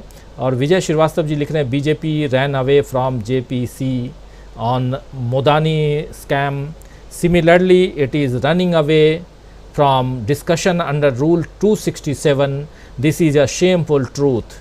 और स्मोकी ब्लॉग्स हैं, Manipur mining and rare earth metal programme underway in region, लिख रहे हैं स्मोकी ब्लॉग्स। और प्रीतम दुग्गल साहब भी हैं हमारे साथ जुड़े हुए। अब प्रीतम दुग्गल साहब आपका कमेंट ऊपर चला जाता है बीच में, और ऐसे ही और भी कई सारे साथी हैं जो अपनी बात, अपने विचार लिख रहे हैं, रख रहे हैं। चर्चा समाप्त करने का समय आ रहा है। प्रीतम दुग्गल साहब लिख रहे हैं कि राजीव जी, हिंदू एक बहुत नासमझ लोग हैं और धर्म के नाम पर अंधे हो जाते। गुजरात, मणिपुर ही नहीं, पूरे देश के हालात समान हैं और 2024 में राम मंदिर कहीं पुलवामा न बन जाए। लोकसभा राज्यसभा में भी लोकतांत्रिक नहीं है। लोकतंत्र की बात हो रही है और अलग अलग मुद्दों पे अलग अलग बातें। प्रीतम दुग्गल साहब बहुत सटीक कमेंट लिखते हैं आप, बहुत शुक्रिया आपके कमेंट के लिए। और राम ज्ञान कॉमेडी भी हमारे साथ हैं, लिख रहे हैं मोदी देश की इज़्ज़त के लिए नहीं मरता, वो अपनी इज़्ज़त देश से करवाना चाहते हैं, पर हमारे देश ऐसे जैसे लोग, ऐसे इंसान की जो इज़्ज़त कभी नहीं देश का अपमान कर रहा है। एमएस भी हमारे साथ, स्मोकी ब्लॉग्स भी हमारे साथ बने हुए हैं। हमारे साथ अजय कुमार महापात्रा जी बने हुए हैं, दो गुजरात देश को बर्बाद कर दिया, लिख रहे हैं दो। और नरेंद्र गोस्वामी जी हैं, कह रहे हैं राजीव जी ये संविधान के रक्षक जैसे लोग लिखते हैं तभी हमें पता चलता है कि बीजेपी का आईटी सेल क्या देख रहा है। कांग्रेचुलेशन, सबसे ज़्यादा दर्शक वाला डीबी लाइव। बहुत शुक्रिया आपको, बहुत धन्यवाद नरेंद्र गोस्वामी जी। अलीपुर जीटा कौशंबी यूपी से हमारे साथ जुड़े हुए हैं। सर, अंध भक्स are built with steel frame which cannot be flexible, लिख रहे हैं अलीपुर जीटा कौशंबी यूपी से हमारे साथ जुड़े हुए हैं। और ऐसे समीम हुसैन साहब हैं, डीबी लाइव के सभी पैनलिस्ट को गुड नाइट लिख रहे हैं, आपको भी गुड नाइट। मोहम्मद मासूम मोलू भी हैं, आपका चैनल बेस्ट है, लिख रहे हैं। और एंड्रयूज सी हैं, good evening sir, congrats, you are number 1, thank you very much Andrews C. और रघुनाथ गोधारा जी हैं हमारे साथ बने हुए, हमारे साथ प्रीतम दुग्गल साहब बने हुए हैं, हमारे साथ जावेद इकबाल खान साहब हैं। जावेद इकबाल खान साहब लिख रहे हैं प्रधानमंत्री जी अपने कार्यकाल में ऐसा कोई काम नहीं किए जिससे देश की तरक्की मिली हो। डीबी लाइव अपने बुलंदियों पर जाएगा और हर रोज़ कामयाबी की इमारत बनाएगा। आपने देशवासियों को पॉजिटिव रिस्पांस दिया, बहुत शुक्रिया आपको इकबाल भाई, जावेद इकबाल भाई। और एमके हैं हमारे साथ, कह रहे हैं कि मणिपुर की घटनाओं के बाद भी जनता की आंख नहीं खुली तो अफसोस। एमके खान जयपुर से हमारे साथ जुड़े हुए हैं। सुरेश नारायण साहब हमारे साथ अंडमान निकोबार से जुड़े हुए हैं, लिख रहे हैं 18 जुलाई को इंटरनेशनल एयरपोर्ट का इनॉग्रेशन किए थे प्रधानमंत्री जी, टूट कर गिर रहा है। मोदी जी बोलेगा कि कितना % का घोटाला है। जी बिल्कुल, आप चूँकि वहीं हैं अंडमान निकोबार पोर्ट ब्लेयर में, जिस 18 जुलाई को जिस एयरपोर्ट का उन्होंने उद्घाटन किया, जिस एयरपोर्ट का नाम सावरकर के नाम पर रखा, और जिस आप याद कीजिए कि सुबह सुबह उन्होंने जो भाषण दिया था, उस भाषण में एयरपोर्ट की बात कम और विपक्षी एकता जो हो रही है उसकी बात ज़्यादा हो रही थी, प्रधानमंत्री ने उस भाषण में कहा था। और आज उसकी स्थिति, अभी 10 दिन भी नहीं हुए हैं, आज 24 तारीख है और 6 दिन मात्र बीतते क्या हालत हो गई उस एयरपोर्ट की। सुजीत चक्रवर्ती साहब कांग्रेचुलेशंस, डीबी लाइव लिख रहे हैं, बहुत शुक्रिया आपको, बहुत बहुत धन्यवाद आपको। स्मोकी ब्लॉग्स हमारे साथ में, रघुनाथ गोधारा जी हमारे साथ में हैं। और मंजरुल इस्लाम भी हमारे साथ हैं। तो दोस्तों, इस कार्यक्रम को अब समाप्त करने की इजाज़त चाहता हूं और अब कल शाम 7 बजे फिर हाजिर होऊंगा आप सबके लिए फिर से। और बहुत बहुत शुक्रिया और आप लोगों को भी शुभकामनाएं, आप लोगों को भी बधाई। डीबी लाइव को नंबर 1 आप लोगों ने बनाया है और इस नंबर 1 के पायदान पर बनाए रखिए, ये आपका भी काम है। जुड़िए से ज़्यादा से लोगों को बुलाइए भी। और बहुत बहुत धन्यवाद आप लोगों को, बहुत शुक्रिया। वीरेंद्र प्रसाद जी गुड नाइट लिख रहे हैं। रमेश उगाले भी हमारे साथ अच्छा दिन किधर गए लिख रहे हैं। एमडी पंत साहब लिख रहे हैं मणिपुर बेटियों का कर्ज बीजेपी को करना चाहिए कह रहे हैं। और अली गैमर भी हमारे साथ। दोस्तों गुड नाइट, शुभ रात्रि, शब बखैर, नमस्कार।